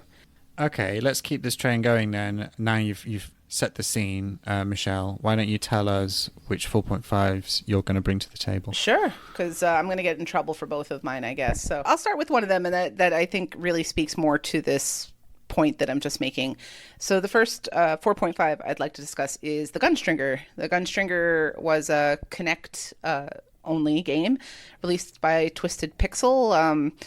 It stood out from other Kinect games in that you could sit down while playing it. It was a rail shooter. You played as the Gunstringer, a person from the Wild West who was gunned down by his posse and rises from the grave and is going to take them all down to extract his revenge. And it's interesting using the gameplay mechanics of the Kinect without involving dancing and doing it effectively. So the character is a puppet. It's a marionette. So everything's presented in sort of this stage show. So your left hand controls the puppet, controls the marionette's movement left to right, and your right hand controls the shooting mechanic. So it's pretty basic and a pretty short in that way, but there was something about the character of the game that, for me, put it into that top level. So here's what I'm getting at with, like, again, just my general feelings about things. I was more bullish on Kinect probably than most people. It was a technology that I really thought was cool and I wanted to see succeed. So I'm generally a little more friendly to Kinect titles than other people would be. I also really like Twisted Pixel. I've enjoyed all of their games, and Twisted Pixel is a bit of a divisive studio, I guess. Like, folks have very strong opinions about Comic Jumper one way or the other, or Lococycle. I tend to like them. So again, that's another thing where it maybe gets a little bump from me. But I think insofar as Kinect games go, as something that uses that technology in a non-obvious sort of way, Gunstringer was great. And it didn't overstay its welcome, and it was a ton of fun, and it was, again, like a funny and memorable sort of game for me, at least. So that's where I landed with Gunstringer. Yeah, I completely 100% agree with you on this. I am with you on this entirely. I also rated it 4.5, and I think for basically the same reasons. And it goes back to that whole kind of like best in class kind of approach. If Gunstringer wasn't a Kinect game, I wonder if I would have even rated it lower. But because it took that technology and kind of did the best with it, I think, compared to almost any other game at the time, I feel like it deserves more, because it's like it was showing what could be possible to make a actually really good, really enjoyable, really playable game with that technology, whereas it felt like quite a lot of other kind of outputs around the time were kind of like, not really kind of showing it off here, guys. So it kind of gets a bump for me on that, but also everything else. It's the design, like it wasn't just a half-assed approach to be like, oh, let's just throw out a Kinect game because that's the kind of the in thing at the moment. It's got really kind of strong aesthetic, design, kind of feel, and that humor and the writing that Twisted Pixel are kind of known for. So it ticks all of those boxes of being a good game.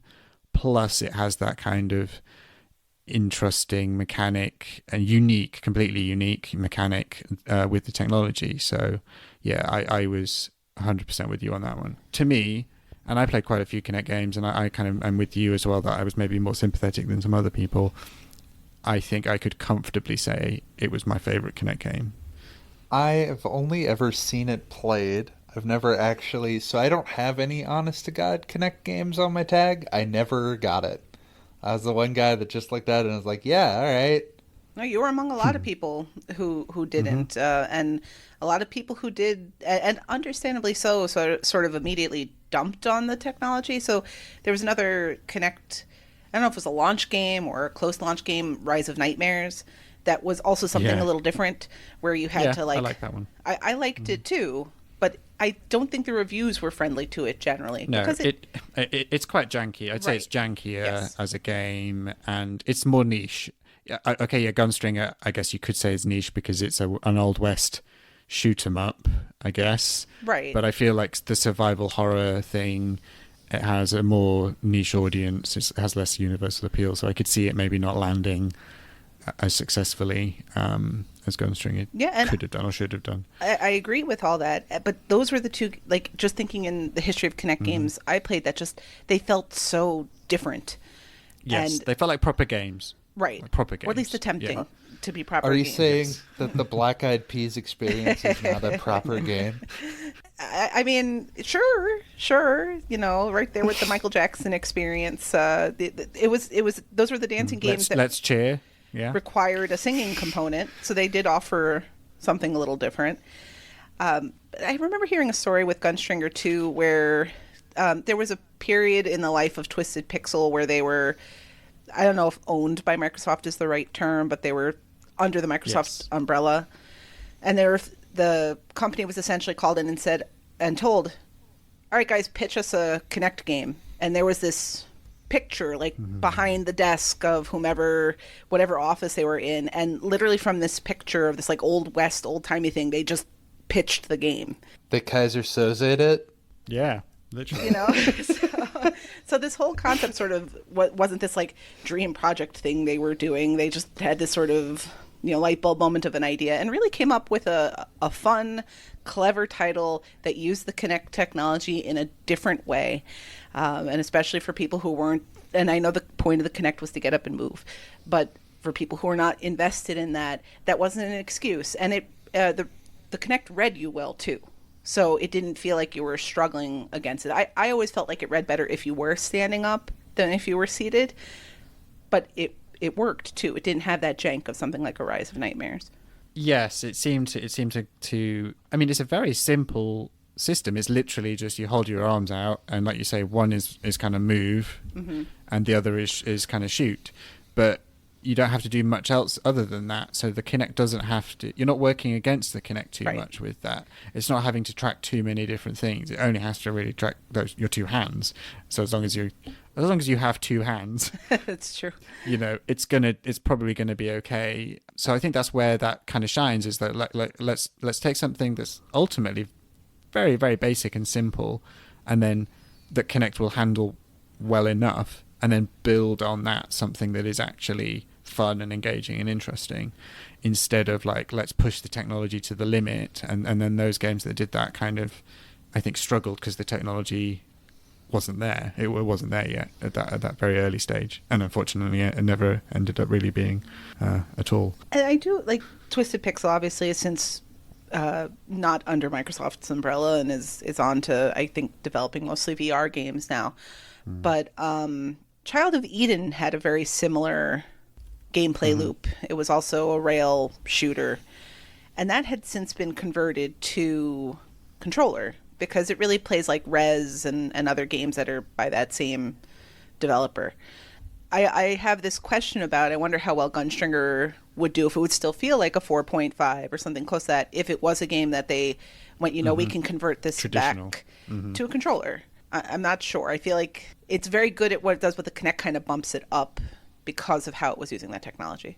I think that's my feeling as well. I think I gave it more credit for making the best use of that technology and being the best example of a Kinect game. Whereas if it was a traditional shooter, it probably wouldn't have got that same bump. Right. Anyway, that was a great pick. Obviously, I agree. What else have you got for us? So this is my more controversial pick. My other 4.5 is Ryse, Son of Rome. I love Ryse, especially in the early Xbox One days where it's a system getting its footing. I think the major but non-typical Microsoft IP releases were Ryse and Sunset Overdrive. And I think both games were criminally underrated, probably because of console of publication. I do get the criticisms of Ryse. It can feel like the God of War you have at home or whatever else. But as a hack and slash game, that I don't typically deal with that. I felt the way that it presented the fighting as very obvious indicators. Enemies flashing blue, you're going to hit the B button. Yellow, you're going to hit Y. I felt super competent at it. And the fact that Ryse's combat is structured in such a way that I can play on the hardest difficulty and feel like I'm getting it, I think is a credit to the design of the game. I enjoyed the collectibles and going through that. The multiplayer is samey if you go through it a bunch, but I've enjoyed playing through that. And I know you can also play the multiplayer solo in terms of survival. I liked the character. It's beautiful. Like, the game is still beautiful to look at. I just think it came out at I don't know if it was the wrong time, or it probably could have used a little more development time, maybe baked a little more. But I really enjoy Ryse, and I know that's a game where people are kind of high on it or not so much. But that's my other 4.5 that I thought would be interesting to discuss. I like Ryse well enough. I came to it late on. So did you play it basically like at launch? Yes. Or around launch? Yes. So it was really kind of like showcasing that jump from 360 to 1, which I guess, because it's a beautiful game and it's a really cool and interesting setting, I think. But I came later on, so I think I was more whelmed by it because I played lots of other things that looked just as good, or if not better. And as much as I loved the setting and the kind of general story and the vibe, and I enjoyed the hack and slashy gameplay enough, like you say, kind of, I'm not good at that stuff, but it made me feel like I could do it. But it's a very short campaign, not very in depth, and I found it kind of a bit. It's a problem with, I think, hack and slash games in general, or beat 'em ups, in that you basically face the same enemy type again and again and again and again and again, and so you just learn the patterns. And you kind of, I accept it in a scrolling beat 'em up 2D side-on thing where, they all look the same, right? It's the blue guy, it's the guy in the blue suit, he's a puncher. Oh, it's the guy in the green suit, he's got a gun. Oh, it's the guy in the white suit, he's got a I don't know, grenade. I would have expected with a game like Ryse for them to kind of maybe be a bit more. They do the same thing basically. It's this every army, every group you face, whether it's other Romans or the barbarians or whatever, there's like 4 different skins basically, and the same type of enemy. There's the guy with the 2 swords, there's the big guy with the shield, and it's just, once you know that, it's the same thing again and again, and then throughout the game it's just the same thing. They don't really ever build on it or show any differentiation. And I don't know, I kind of maybe I'm asking too much of it, that I wanted more uniqueness in those. It's a very picky thing, but like the enemy design basically is very, very basic and simple and repetitive. It totally makes sense. And Devin, I know you've played the game too. Did you play it at launch or did you play it later? I played it very late. Okay, so let me just finish this real quick because I know you have thoughts on this and all that. I do think there is something to be said about it feeling, at least for me, so next generation after coming off of the 360. Just, it felt like you were, to me, playing something that's like, wow, this is where we're moving forward to. And I will confess that it's tempting when we started recording this to go back and start re-rating a bunch of things, because your mind changes over time and you go, what was I thinking when I gave that a 2?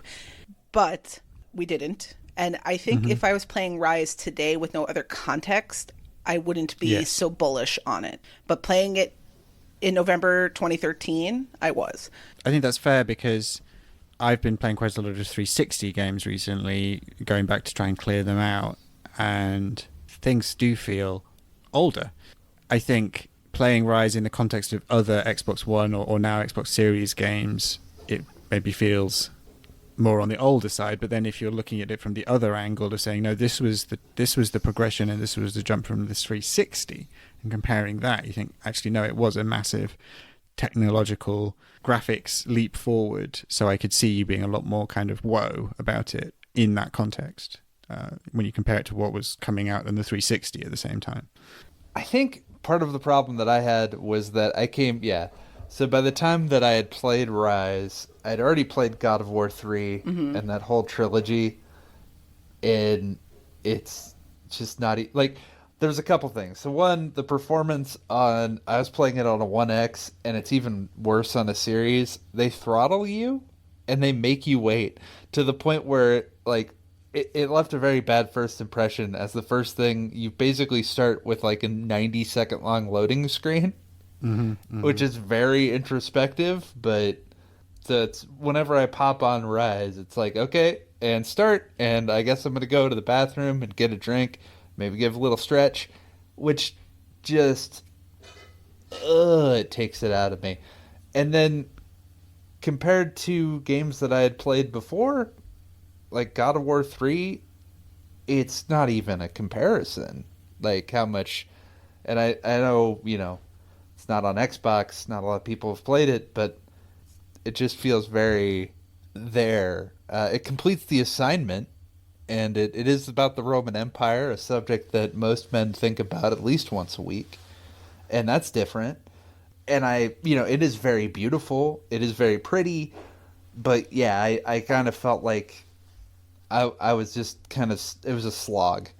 And I don't normally like character action games to begin with. God of War would probably be, going back to the 4.55, the exception, where that is exceptionally good. And I like it in spite of the fact that it's a character action game, like a Bayonetta. I don't normally like those kinds of things. So there's a lot of things going on that really just drag down Ryse for me. You also said that, Michelle, you haven't touched the multiplayer side of things. And I know that for some people's rating, it's what their experience is with the game. So if you don't want to play the multiplayer and you don't touch the multiplayer, it doesn't factor into your rating. If you had, I don't know, maybe it would, maybe it wouldn't, but it suffers, I think, from that era that's still carried over from the 360 and games like Tomb Raider and whatnot, with the whole tacked-on multiplayer. Not just a tacked-on multiplayer, but a massive grind fest that if you were to do it legitimately without using exploits and boosts and things, would take hundreds of hours to complete. Yeah, checking the box kind of multiplayer. Yeah, but that doesn't have to factor into your rating, right? If you're not interested in it, you're not going to touch it. That's your own experience. I do think you could still buy, quote unquote, buy like tons of coins at no cost now. So I know some of that's been mitigated a little bit. I know you still have to go in and get levels, and that takes a while. And it's fair to consider multiplayer when you're playing the game or when you're reviewing the game. But I stuck a review on this right after I finished playing the campaign, shortly after I purchased an Xbox One. So it really was that moment in time. I'm not saying this is a rating I would hold on to. Like I can understand some differences for Gunstringer given certain contexts, but I'd still feel confident saying that I'd give that a 4.5 if I played it now, because a lot of the stuff that would change would have to be what ifs. Like, what if you could play it with a controller? What if it, didn't use this and the other? I think Ryse, if I was coming into like the way you both were, like fresh now, I don't think I'd feel quite so positively about it. And that's why we can't put too much stock into review scores, right? Because there is that element of where's the reviewer at when they're putting that score down. Yeah, I think the main takeaway with our ongoing rating segment is just ignore ratings. It's absolutely true. It's absolutely true. And on that bombshell. Yeah, I think we've talked enough about my takes. Ignore everything we've said. It's I think it's an interesting discussion and debate. I think it's one that I'm always fascinated to hear. So yeah, of course, definitely awesome. Devin, what are your hot takes for your 4.5s? I got one that is, I'm going to go with the I don't think anybody's going to give me any flack, but Streets of Rage 4 is a game that I have been looking forward to. So Streets of Rage was a trilogy of beat-em-ups, side-scrolling beat-em-ups on the Genesis. So 1, 2, and 3, they released them, they did very well, and then Sega decided that they did not like money or success and put all of their chips onto the Hedgehog, and it didn't pan out. So later on, .emu came in and created a Streets of Rage 4, and it is gorgeous. It looks great. It plays like a fully realized beat-em-up, like an evolution of that formula or that style. Like, had that genre of game continued to be popular like it was in the 90s, these would be what they would be making.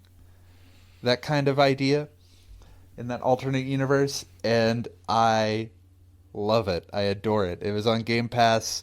I played through it several times. I played through in co-op. Yeah, and there's just only a few minor things that really take it away from me, but man, some of the unlockables, the attention to detail, just some of the things that you can discover if you're a fan of the series like I am, it's great. Really great things.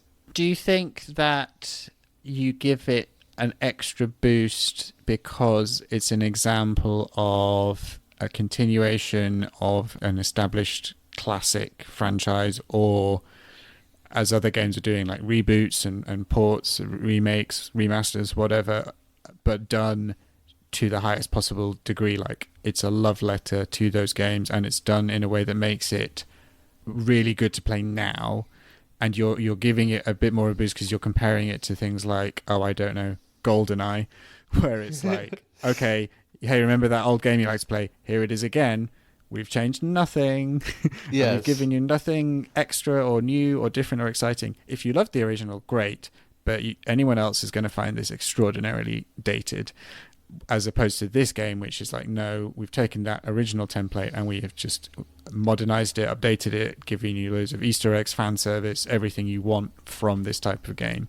And it feels like there are like two different approaches at the moment to handling these like classic old franchises, and one is the quote-unquote lazy approach, and one is the love, the time, the effort to make something really, really good. I think that I'm definitely giving it more points because I am a fan and that they did it and treated it so well.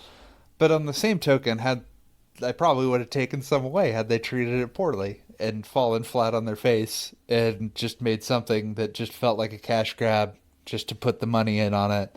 There's a Double Dragon game that's like that. That's just right. I was going to say, yeah, I'm sure there are examples of that in that genre, even. Yeah, so you can, on Xbox even, you can find a Double Dragon game that's just a remake of Double Dragon 2, but done very badly. So I think this is another case, possibly though, where you clearly have a great love for this game, and historically too. I've played Streets of Rage 4 also, and I think it's great what they've done, just kind of updating the game, but also staying true to its roots. But that achievement list, if you care about such things, is rough. You have to play the game terrible over and over and over and grind. And I am fine playing co-op occasionally, doing a single run through because that doesn't take too long. But the game is designed to be played a bunch, and for me, I feel like that's asking a lot, because I think beat 'em ups are okay, but they're not my genre of choice. That's part of what is dragging it down. Is I think I rated that even after I did like multiple runs, because you have to beat the game as every single character, and then you unlock more characters and you have to beat the game as them, and then they release DLC, which is 3 more characters, and you have to beat the game as those 3 characters. And I think all told, like, if you did it the most effectively that you could, you're in for about 11 playthroughs. Oof. Up to beating the game on the hardest difficulty, which I have not done. You have to get a whole bunch of S ranks. Yeah, you have to rank everything, so you have to be really good, which I'm not. I just beat the game as characters. Well, I mean, how long would you say a single run through of Streets of Rage 4 is? Because it's 8 stages, 9? It's not that long. No, it's 13 stages. Okay. 13, 15, somewhere in there. Okay. About an hour, I'd say. Right. And its completion estimate is 75 to 80 hours, with some number of that being replays. And that's so in considering rating games like this, like, one of the hesitations I always have with these beat up games, I think like 99 Vidas is sort of similar, or like it's another beat up that's a short game that you wind up having to replay a bunch, is the core game itself is short. It's only an hour of gameplay. And I feel like with beat 'em ups that doesn't really enter at all. But like when we were talking about like Ryse before, right, the fact that it's kind of a short game leaves you wanting or whatever. So does that enter in at all when you're considering this, or do you really think most of your, not most of, because the game is great, let me make that clear, like Streets of Rage 4 is great, like I agree with you actually, as somebody who is not into that, they did a great job with it, but just a single plays, like, it's not much content, it's only an hour, and it's the same, like, repeating enemies and all that sort of stuff. Yeah, and each stage has its own little gimmicks, and there are some stages that just like drag, especially on multiple playthroughs, that I found was just like, man, this stage again. It was the dojo. Anytime I had to go into that dojo, I was just like, this one again. I think it's just sort of a different sort of expectation, since they are aping a style of game, because the originals are all very short too. And if you were just going to do it on its own, and you took the achievements out of it, you'd play through it once or twice, or, occasionally, like an old arcade game. You put a couple quarters in it, you might beat the game, and then you're done. And that's sort of the expectation that I have, as opposed to, for whatever reason, once you get to full 3D and stories, I just feel like, I don't know why that is, but I feel like you have to have a little bit more on the bone. No, I agree with you. I agree. The price probably would, I don't think I paid anything for Ryse. If I did, it would have been on sale. But that was a full $60 or so odd dollars, and I think Streets of Rage just like $20, $25. So what you get, and for the cost of that, also probably plays into it. Though both I didn't pay for because they're on Game Pass, so wouldn't have been a consideration, but it's a thought. For sure. I have no particular love or nostalgia for this series, and I had no interest in this. But like you say, like, if you're saying this is like an example of best in class for this genre, and like knowing what it means, like it's a classic series, it's important, and playing this game would kind of give you a taste of that, but in a modern way. It makes me interested to give it a try. But then you talked about the achievement list, and I'm not gonna. Yeah, it is a lot of fun. That first time through, and a couple times, and then one of the things you unlock is like they have the old versions from the first 3 games like the old characters, and they play bang on like them in addition to looking like them. Like they're the exact same sprites. And that adds a little bit of depth, but it's not enough to make it so that you want to do that. Then you have a whole DLC where it's just, here's 3 boss characters you can play as, and then you have to beat the game again as those boss characters. You'd have to be really into it. There's also a roguelike mode, too. Oh. That's the DLC, the Mr. X, so that they add like a whole randomization of enemies and power-ups and stuff. That was pretty fun, but not enough that I wanted to spend hours and hours and hours on it. It's a very well presented game, though. For like visually, its 2D style is great. Like the music and all that is great. So just in terms of the aesthetics of the game, it's definitely top notch. And the gameplay is great too. But it's a beat 'em up, so your miles may vary. Mm-hmm. I would just recommend, or like that and Shredder's Revenge, maybe the same same bunch of people, same idea. Probably recommend Shredder's Revenge first, honestly. Having said that, I don't really like the genre particularly or something like that. I really do enjoy Shredder's Revenge. I don't even have the nostalgia for the old Turtles games either, but I do have nostalgia for Turtles generally. Because, I'm a kid from the 80s. But my kids also really love Turtles and Shredder's Revenge, so it's a really nice, really great fun game to play with them. We both get our enjoyment out of it from a Turtles perspective and a gameplay perspective, and it's just a really nice presented little game. But also, they're too young to really appreciate it, but that whole kind of old school presentation, I really appreciate. But also, like, it doesn't faze them at all. They don't look at it and think this looks like an old game compared to some of the other things that they've seen. Well, because it doesn't do that intentional pixel edge thing quite as obviously as some other things do. I think there's a very specific aesthetic. Yeah. Yes. Yeah. They've done it. They've done it well. It feels fresh and modern, but it still looks retro to a degree. Like, yeah, I really like that. And those 2 games I would consider to be about the same. If you've done one, you've done, just to kind of give you a basic comparison, though. Because that's also kind of a grindy list in terms of achievements. Yeah, I guess I don't think about it because my kids just play it hours and hours endlessly. So the fact that you have to get every character to level 10 doesn't faze me because I know they'll do that. Don't tell anyone, obviously, that when I complete that game, it was actually my kids who did it for me. I won't. But it's broadcasted to all these people. Well, that's true. My son keeps playing as Leonardo. Leonardo is my son's favorite, and Leonardo was level 10, within the first week of getting the game, and he just keeps going back to Leonardo, and I'm like, why don't you play as Casey Jones for a change, or Raphael or Splinter? They're only level 2, and he's like, no, I want to play as Leonardo. I'm like, yeah, but they're only level 2, okay? So, we need to get them all to level 10. You got to play as Michelangelo, who is the best turtle. He's a party dude. Yeah, I'm with you on that. We could do a whole segment on best turtles. We should probably be mindful. Right. Awesome. Yeah, great choice. What's your second game? So I specifically said Magic Duels of the Planeswalker 2012, but I think I'm just going to talk about the whole series because my thoughts about one will probably... so there's Duels of the Planeswalkers, there's 2012, 13, those 3 games before they became 2015, and they got a little bit too out there for me. But the Magic the Gathering games are perfect and a great gateway into becoming a fan of the card game, because that's how I became a fan of the card game, was from the Duels of the Planeswalker game. And it hits a specific niche that I don't think other Magic the Gathering games quite do. But if you don't like card games, I really can't do anything for you. If you don't like card games, there's nothing that Magic the Gathering does that's going to convert you. But boy, is it awesome. Basically, the whole idea, there's a story mode, but who cares?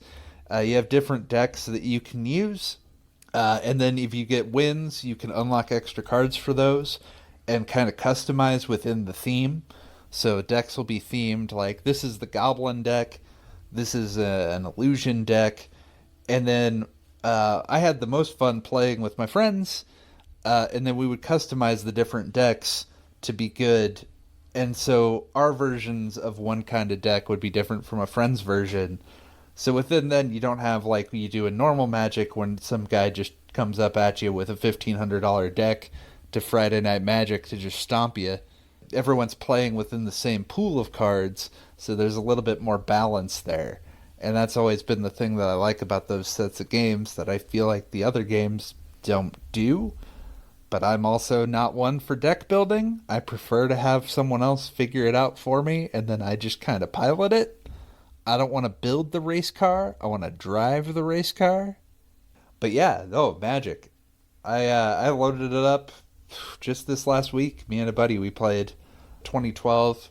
Had a lot of really memorable decks that we both enjoyed quite a bit. Each one kind of threw in a little bit different game modes for the whatever they were trying to promote for that year to varying degrees of success. Man, it's just a lot of nostalgia for those games, and would not be a fan of Magic the Gathering if they did not exist. I actually have a similar background with Magic, it sounds. So many, many, many years ago, a friend of mine was very into the card game, and he had built a custom deck. And I knew just the basics. I knew the idea of putting out your cards and tapping cards to put out creatures, but I really didn't know how to play. And he handed me this deck, and he goes, "This is an unbeatable deck. I want you to test it, because I have no idea what I'm doing." And of course, he completely destroyed this unbeatable deck when I was playing. I had no idea. Fast forward to 2012, 2013, and I tell this story to Elle, and he's had the Duel of the Planewalkers on the Xbox. He's like, "Well, I'll teach you how to play. Let's use the game." And I've loved it. Like, totally learned how to play Magic from playing the game. Like, they did such a good job making the game accessible and fun and interesting, and there were different, like you said, different game modes that you could play through, and like it was really fun. I was into the green deck because you can get a million little creatures, but it opened my eyes to something I totally would have ignored otherwise, which I think speaks well to what the game does in converting what could be pretty complicated mechanics into a video game. Whereas I have made a few attempts at understanding Magic and have failed multiple different times in multiple different ways. I had a friend when I was back in school who was really into it and tried to teach me, and I just didn't get it. And then I've also tried the games, the I think whichever ones came with games with gold. I think were there two of them that were games with gold, or at least one of them was. Maybe 2012, I can't remember. I don't remember. And again, I tried it, and I was like, well, maybe I'll get to grips with it a bit easier with the video game version. And nope, I just didn't get it. I think I need to play with people again, maybe to really understand it. But then also, I'm like, at my age now, I just I don't think I have the headspace. I don't think I have the brain space to to learn the intricacies of that game. I need something more simple. I equate it to like why I struggle with survival games. Survival games I like the idea of, but then when I start to try and play them, it's like death by menu and mechanics and too much stuff going on. I'm like, I just want simplicity. And if I'm going to play a card game, these days I'll just play Uno, or top trumps or something like that with my kids. And maybe that's just me dumbing it down too much. But yeah, Magic I find overwhelmingly complicated, and I think I was always a bit cynical about their whole approach because it's a massive industry, and they've been very clever in how they've done it, in the fact that you can never have the perfect deck because next season it will all be unusable and you have to buy new ones. So I didn't like that approach to things. It felt very corporate in that approach, and so I kind of always had a negative slant to it, instead of just saying, here's a game, enjoy it, you can play it for the rest of time. And I think that's what I liked about these sets of games, is because they have those set decks. Mm-hmm. You don't have the instant, like, of course they sold DLC for them, which is just more decks that you can play, which is fine, but there isn't like a whole new set. It's just it's a different game, but they don't make these games anymore. So that was something that, the later games you had to buy packs and actually make decks on your own.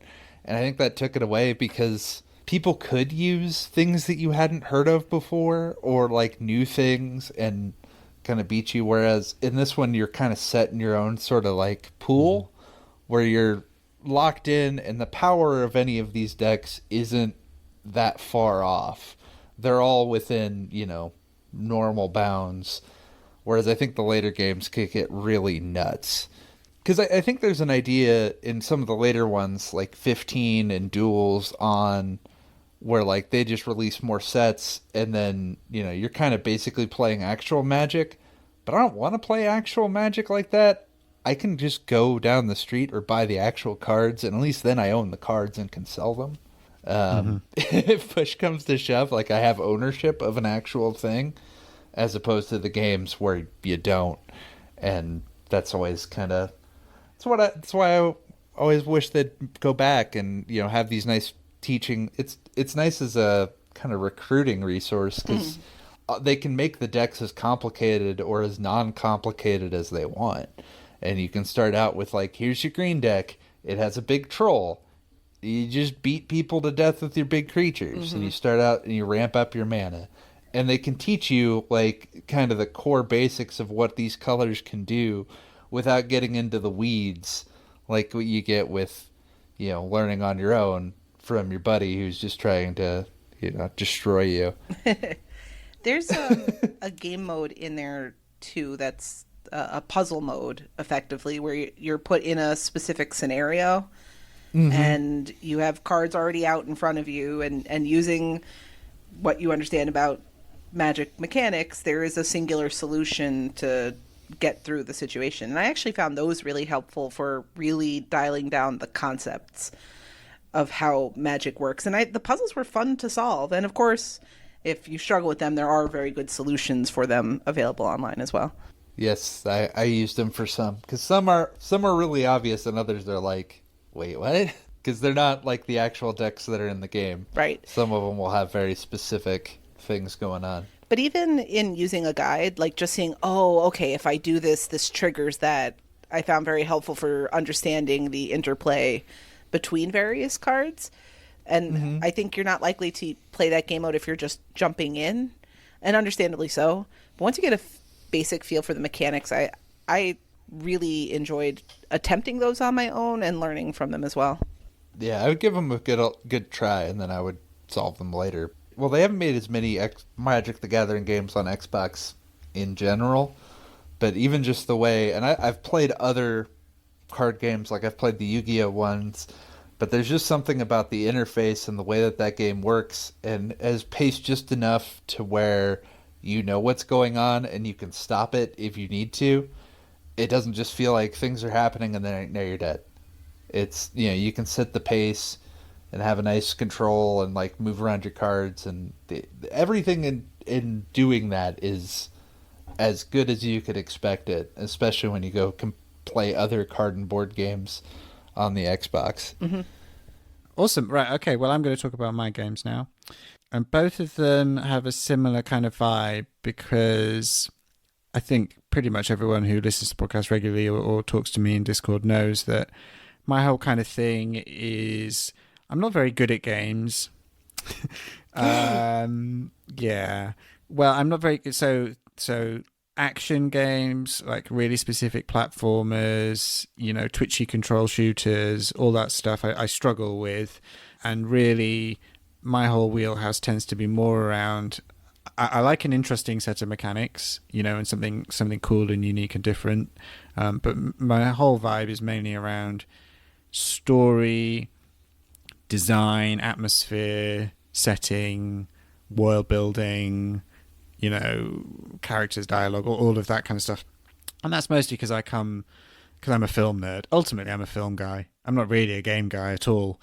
I went to film school. I love film. Film is my bag. And so games that have that kind of storytelling approach and maybe are more story focused, and then like the equivalent of what in film would be like production design, and aesthetics and mise en scène. If you're a film student, that probably means something.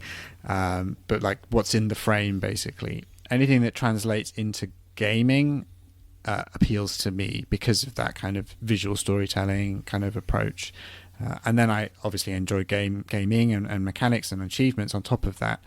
But that is maybe secondary. And then if you add in like, no, you've actually got to be really good at these games to be successful, then no, that's not me. So having said all of that, both of my 4.5 games, and when I look at my rankings, a lot of my 4.5 and then also 5 games really play into those aspects, because those are the things that speak to me personally. And that's why I love adventure games, and I tend to give them more of a pass than maybe quite a few other people might, but not exclusively. The first game I'm going to talk about is an older title from the 360, and one that I think is kind of treated as almost like a cult classic now, maybe. I think a lot of people haven't heard of it or are aware of it but never really played it. I don't think it's sold particularly well, definitely not well enough to get a sequel or anything like that, even though it maybe deserves one, especially with the cliffhanger ending. I'm talking about Enslaved Odyssey to the West. Kind of going back to what I was talking about, this is, for me, just a really well-told story. Really well-made game. From that perspective, it's set in an apocalyptic future. It's loosely based on the, I want to say Chinese, maybe? Sun Wukong, the Monkey King. The Monkey King, yeah, the Journey to the West saga, which has been told lots of different ways, lots of different times in film, TV shows, various different media, other games as well. But it takes that and it kind of repurposes it into this like post-apocalyptic world where humans are all but extinct, robots, rule the planet, but also nature has taken over. So cities have crumbled, but taken over by nature. And at the heart of it, you've got 2 central characters primarily: Monkey, who you play as, performed by Andy Serkis, who of Gollum fame, and he is accompanied by a young lady, Trip, and he basically escorts her through this world. There's also a comedic character who turns up called Pigsy, again based on a character from the Journey to the West story. Yes, mechanically it's really good too. There is combat. It's basically one big escort mission the entire game, but not in an annoying way. Like, escort missions are usually terrible and annoying, but for some reason it kind of works in this game, in that you're there to protect Trip, she helps you help her. It's almost like a co-op game, but it's single player. Combat is smooth, world is great, writing is great. It's written by Alex Garland, who is a writer of lots of big films. He wrote The Beach, Sunshine, AnnEllilation. He's directed Ex Machina as well, so a lot of classic kind of sci-fi, cult sci-fi stuff as well. So again, it speaks to me from a kind of a film background perspective, and yeah, it's just a really great game. Why isn't it a 5-star game? I don't know. Why isn't it a 5-star game? Maybe that lack of conclusion. You said it kind of was cliffhangery. Do you think that it's cliffhangery? I'll tell you what it might be. It might be because it also has DLC that is exorbitantly overpriced and was never put on sale. I've heard that DLC is very, very good, though. Like, it is a really good, very interesting yet, yeah. piece of DLC. It plays in a completely different way, so it's a side story of focusing on Pigsy, the character of Pigsy, and he obviously can't navigate the world in the same way Monkey does. Monkey can climb and do all sorts of things and is combat focused, whereas Pigsy uses primarily gadgets and bombs. And it's almost like a stealth game where you have to, the DLC is where you have to navigate through levels, avoiding enemies and using bombs instead of taking them on straight on like Monkey would. But like super overpriced, never put on sale. To be honest, that's probably one of the reasons I marked it down, which is unfair, really. No, you're allowed to use whatever metrics you want. Yeah. Otherwise, to me, it is, it speaks to me. It's kind of my perfect game because I just really, really enjoyed my time with it and came away thinking this is a game for me.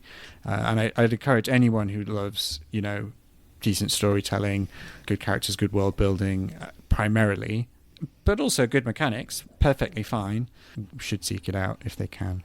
It's interesting as you gave your background and kind of your approach to video games and what you enjoy. One of the words that always strikes me about Enslaved is it's very cinematic. Like yes. that, just the presentation, the camera angles as you're being introduced into kind of next segments of the city as you're traversing. It's all in a very cinematic, very, very picturesque sort of way. That's sort of Ninja Theory's style, isn't it? That's yes. who made it, right? Mm-hmm. Yes, correct. Yes, Ninja Theory, exactly. And they do bring that into their other games. DMC and Hellblade both have that kind of definitely filmic, like you say, cinematic influences. The camera and how the camera interacts with the world and the sound design and everything is part of that. It's not just like a lot of... Because it's ultimately a 3D platformer, right? Right. That's kind of what it is. And those are notorious for the camera being... just awful. But they're thinking cinematically, so they're presenting it in a certain type of way that I think really plays into what they're trying to do, I think. But I think to something else you touched on, I think the interplay between Monkey and Trip is part of why the game rates. So I didn't put a rating down for it because I got up to chapter 11 and got annoyed with the game has a lot of collectibles. Enslaved has 2 big collectibles. There are masks you have to collect and these tech orbs, and they're like hundreds of tech orbs, and I got so overwhelmed with I wasn't at a point when I was playing it where I was able to just kind of ignore that and found it very distracting, unfortunately, but that's a me problem, not a Enslaved problem. That said, the relationship between Trip and Monkey is so interesting because, as you said, it is an escort mission, but she's very capable. They're yes. Like, you need her to do the things that she does to help Monkey traverse the landscape, so she doesn't feel like this burden, like you're pulling her around and she's always going to be in trouble. And they're both written smartly. Like, you, if I recall correctly, because it's been a little while, like, you sympathize with like Monkey's situation. He's very early has this like collar placed on his head that allows Trip to sort of shock him, so that she, mostly for her safety, right? So that she can't be attacked, but she can also control him and compel him in that way. And that interplay is a big deal. It's a mutually assured destruction thing as well. He has to protect her because if she dies, he dies. That's how it works. So he's at first he's not happy about the situation, but obviously as the story develops, that interplay changes and that relationship changes. Yeah, so that conflict is kind of there, but yeah, it plays out really nicely. And the writing, the performances, that's what speaks to me, and that's what elevates it to me. I think on average it's a kind of a 4-star game to most people, but for me, because I really appreciate the cinematic approach, I like the fact that they got basically film people in to help make it. It gives it that edge to me. I feel similarly about games like Lollipop Chainsaw, which Lollipop Chainsaw isn't a great game. It's a perfectly fine game, but it was made with James Gunn. James Gunn came in and he wrote a lot of it. He provided elements of the soundtrack, and he's a film guy. For anyone who doesn't know, he did Guardians of the Galaxy and stuff. So I give it a pass because I'm just like, oh yeah, cool, film guys, film people. I think Lollipop Chainsaw occupies a different space just because the whole high school cheerleader and that sort of aesthetic to the game, I think, kind of puts it in a weird spot that may make people judge it based on that stuff. That's a B movie game. It's meant to be. But I love B movies. It's meant that's the design of it. Do you think like escort missions, there has to be a specific balance? Because I'm thinking of games where you are escorting someone for a large batch of it, and there has to be like a big balancing act between, like, they can't be too overpowered, but they have to be just useful enough, but not too useful to where you're dependent on them.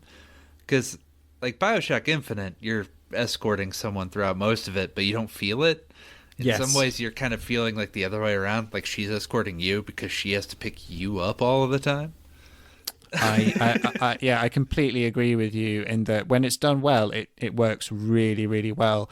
And often a game like that could feel like a weirdly lonely experience because it's kind of usually a solo, man with gun runs through loads of levels shooting people, and that's it. And then having a partner who works with you and then has this interplay and then this give and take where you have like sympathetic skill sets or like, they help you, you help them. And it doesn't feel like you're like dragging them through or having to keep going back for them because they don't know where to go, all of those things. I think if it's done well, it can be really good, but it's so often done so badly and it's often done too gamey. Yeah. Sometimes it's too obvious that it's just a gameplay mechanic that they've shoved in to I don't know, give you something to do.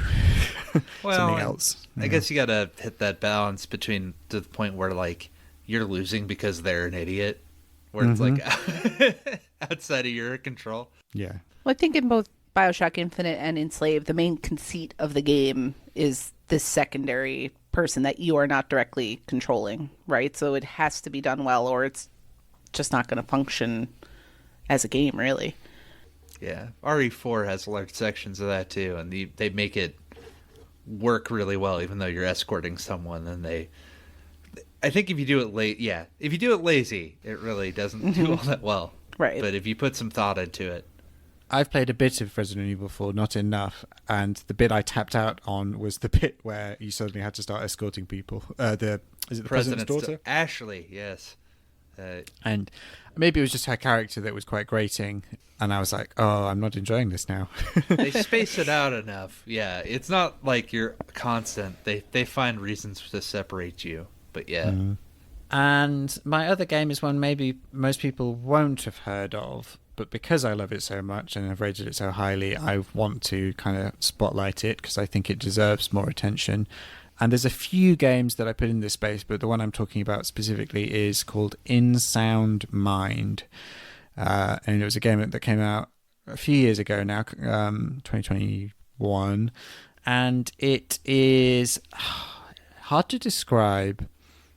Cinematic as well, very cinematic, but it's a horror adventure game primarily, in which you play as a psychiatrist who has the ability to enter his patient's kind of twisted mindscapes.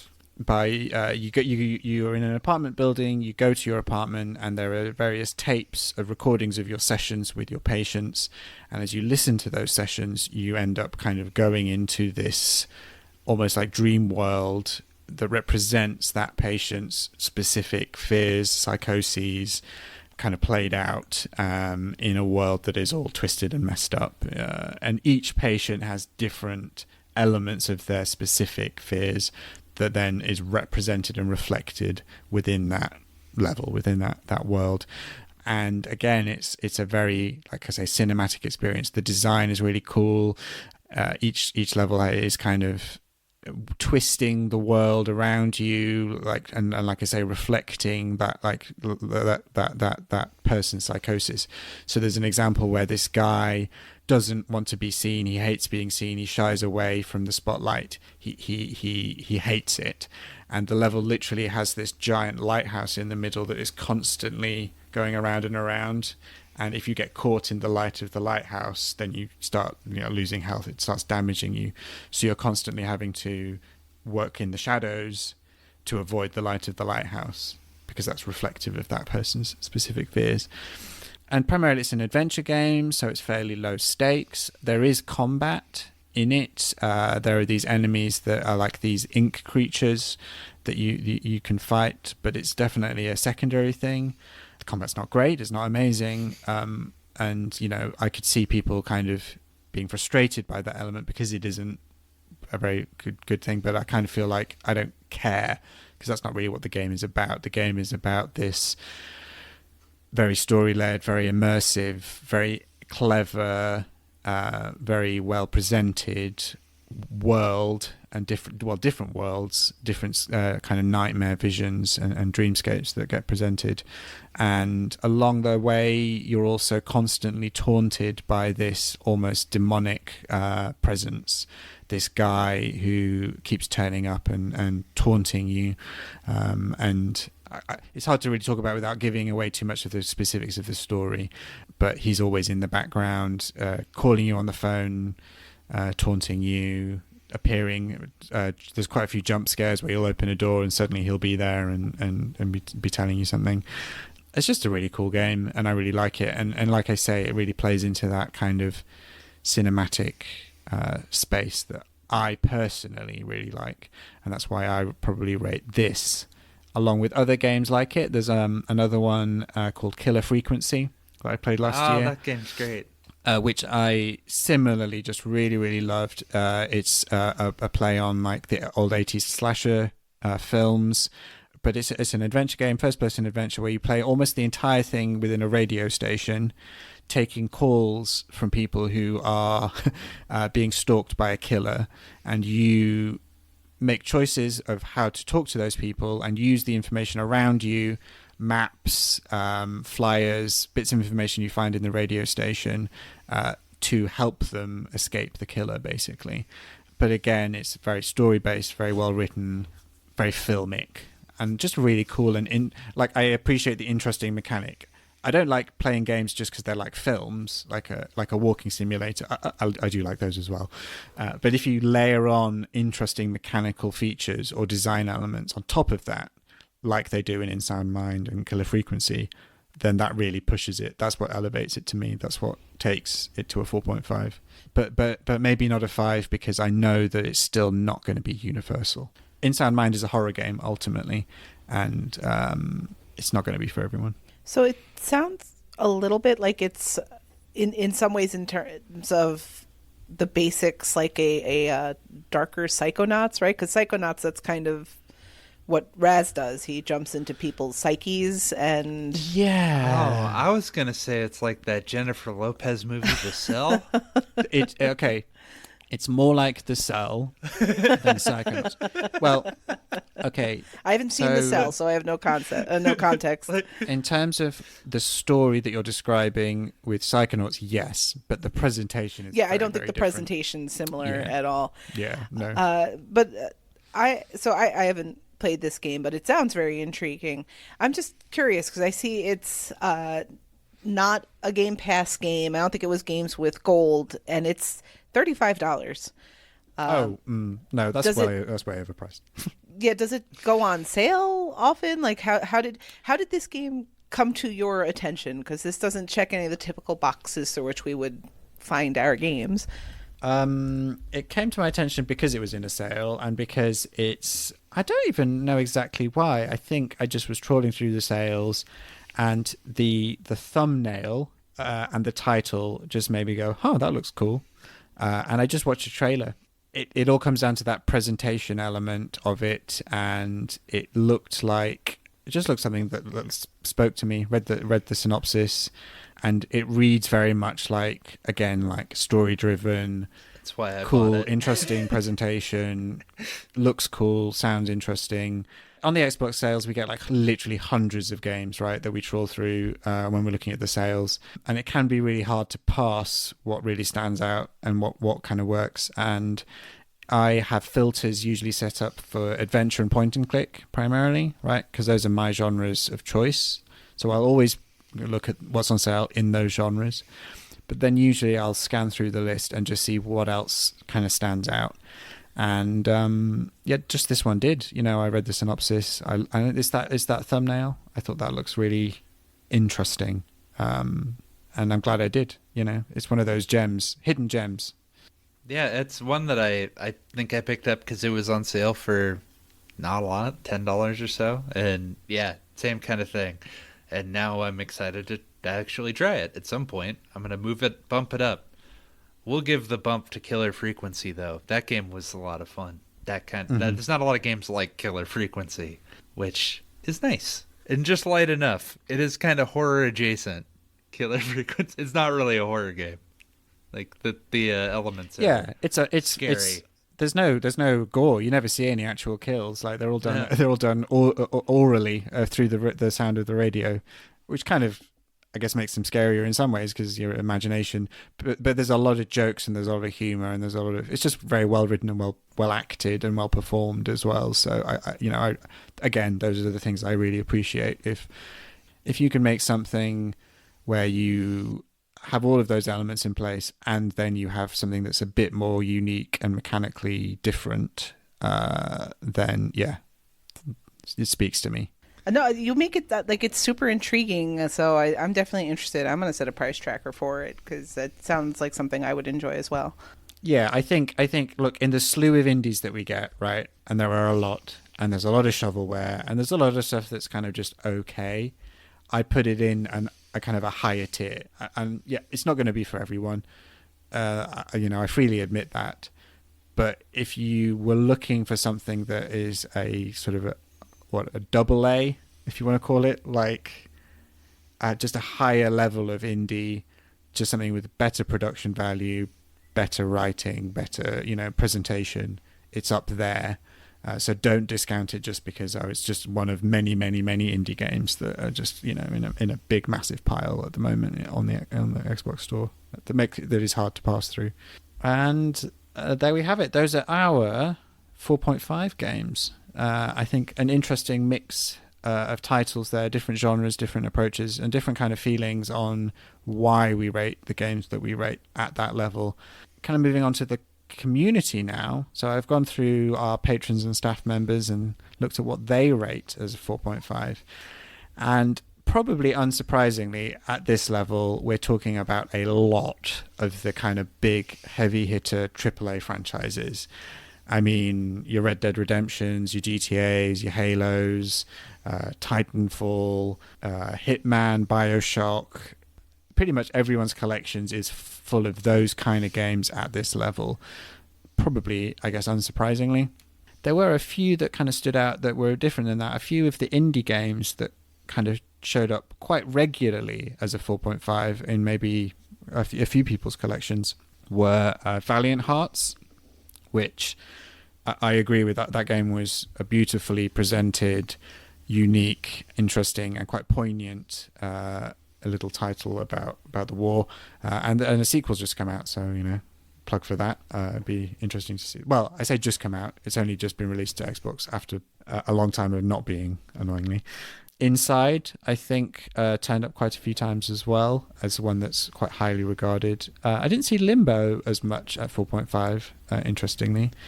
Inside took it. Inside doesn't have the deathless or the less than 5 death runs. It doesn't. Yeah, it's a very completable game. It's a. I also wonder if Limbo might show up on a lot of 5s, and this one maybe Inside winds up a 4.5 because it's like the original but not the original.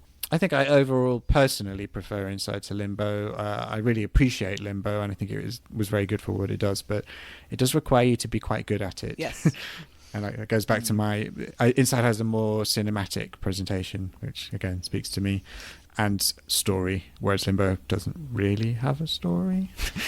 Procession to Calvary turned up a few times, which is an interesting point and click with a fun kind of Python-esque presentation. Again, I think that one turned up a few times.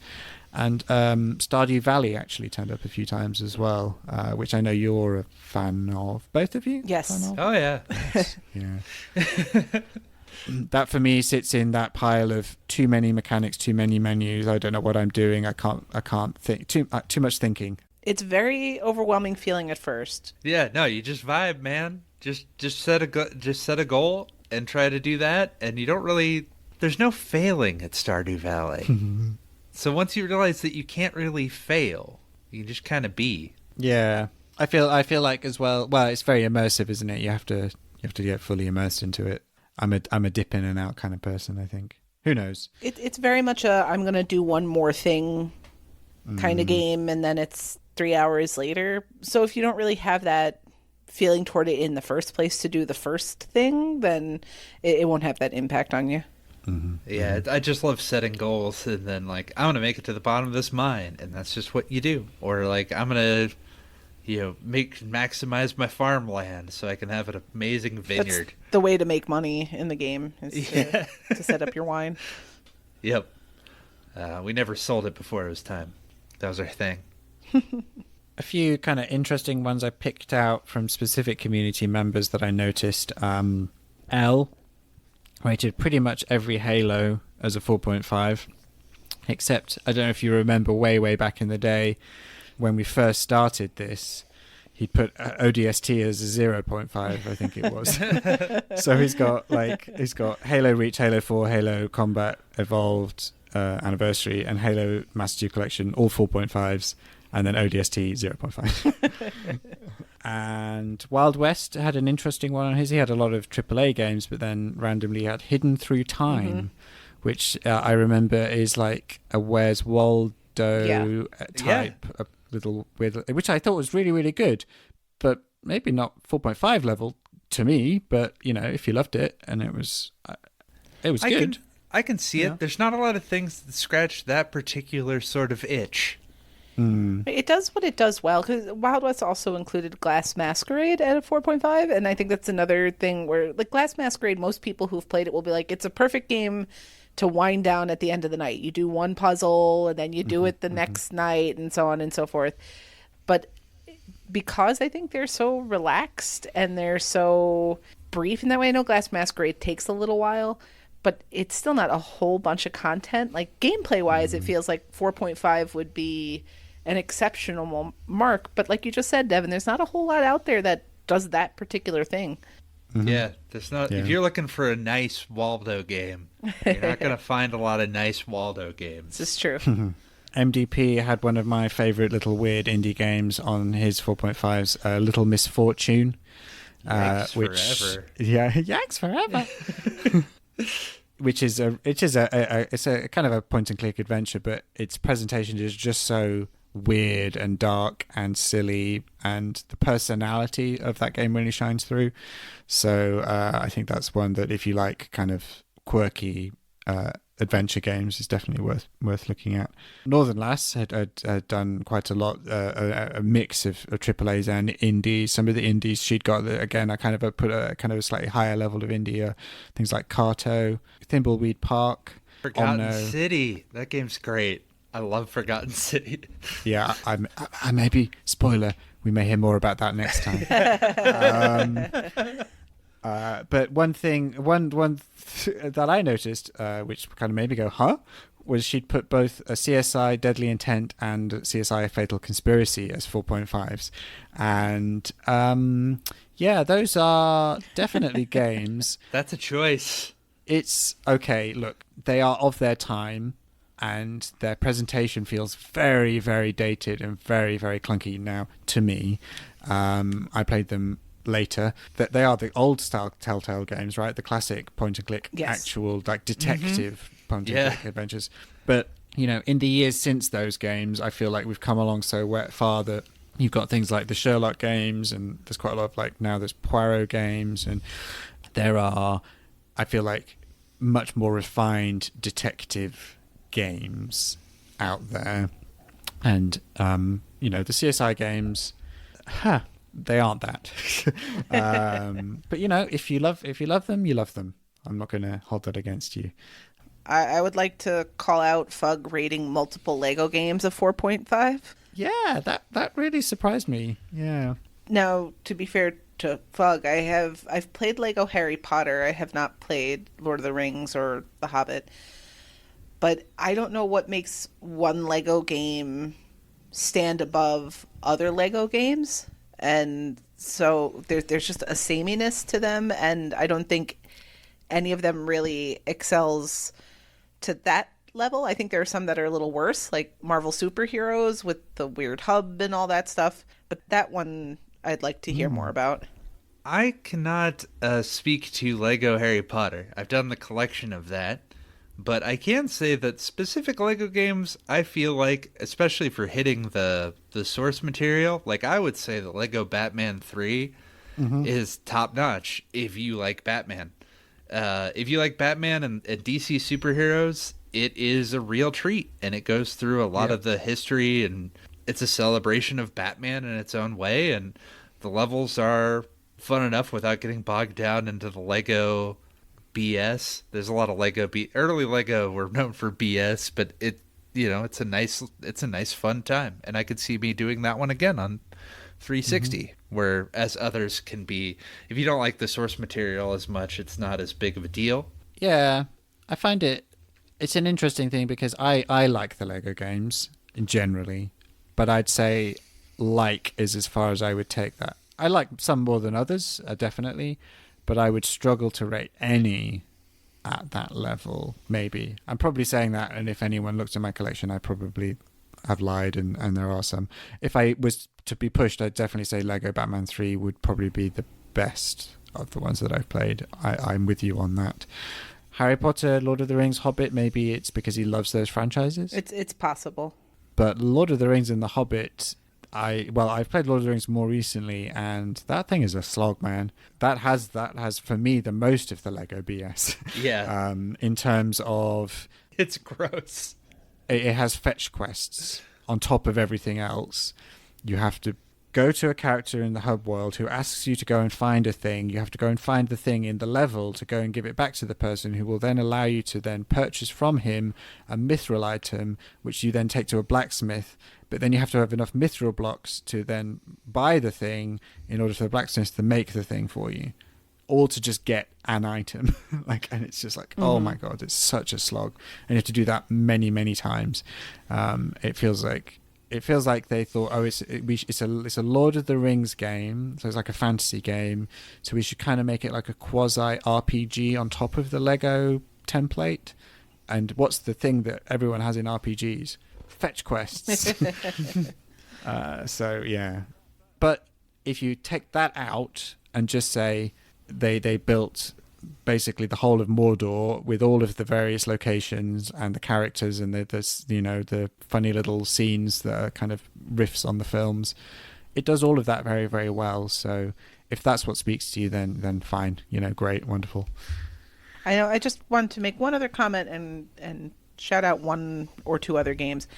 And we talked a little before recording, and I just want to make sure to point this out here. What I'm really curious to hear from others is what makes their 4.5s and not 5s.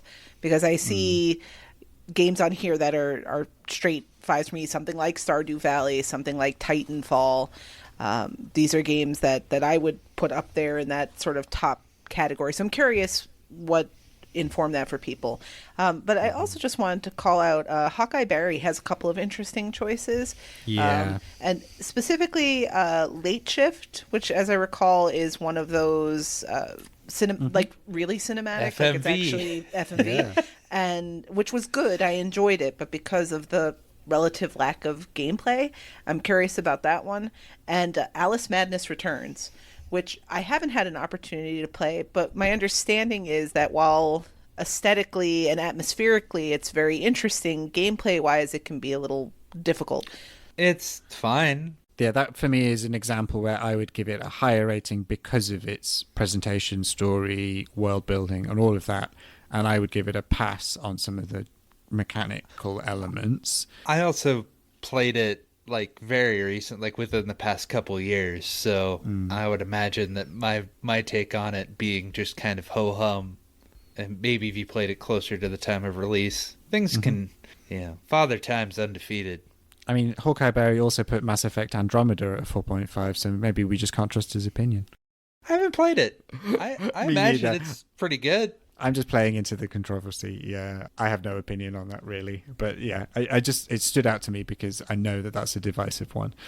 Speaking of divisive, Waka put GTA San Andreas, and I don't know if that's the 360 version or the remake, but either choice is interesting because neither of them are particularly good ports of a classic PlayStation 2 game. Yeah, the San Andreas turned up a couple of times actually, and I didn't actually think to look which version it is. I can tell you, it is the first port, the original port, the 360 one. The 360 one, yeah. So the mobile port, basically, as it was, which wasn't a great port. Yeah, well, and that's just interesting because I would agree. I think that San Andreas is probably one of the best Yes. Grand Theft Auto games, but we've never actually gotten a version that's any good or comparatively to the OG one. So it's just, huh. Yeah, no, that is a very good point. Waka, explain yourself. Yeah, are you rating? Is it like the GoldenEye conundrum where it's like, oh, well, GoldenEye is a classic, it's a 5-star game, but this isn't a 5-star game now. Like, Yeah, right. Like where are we at? Yeah. What I'm actually playing right now, if you put it in my hands and you said rate this now, in the context of now, it's not 5 stars. It might be a nostalgia rating, but that's why I definitely look forward to hearing from everyone as their 4.5s and why they think they deserve that score. Yeah. I mean, yeah, you've got like X who says Cyberpunk is a 4.5, where I'm sure, well, for some people it's a 5, for some people it's a lot lower. I feel like Cyberpunk, it really depends on where in its life cycle you're playing it. To all accounts, Yeah. Cyberpunk, it's very similar to No Man's Sky. If you reviewed it right when it launched, it was a significantly worse experience than it is today. Yeah. But I am curious to hear where X jumped in and why he got there too. Yeah, where does X mark his particular spot? And with that, with that bombshell, yes, thank you very much for joining me for another segment of Master Raters. We'll be back next time for our final segment in our 5-star games. Looking forward to that. In the meantime, I've been Chewy on Ice. I'm Vulgar Latin. I'm Matriarch. And we are the Master Raters.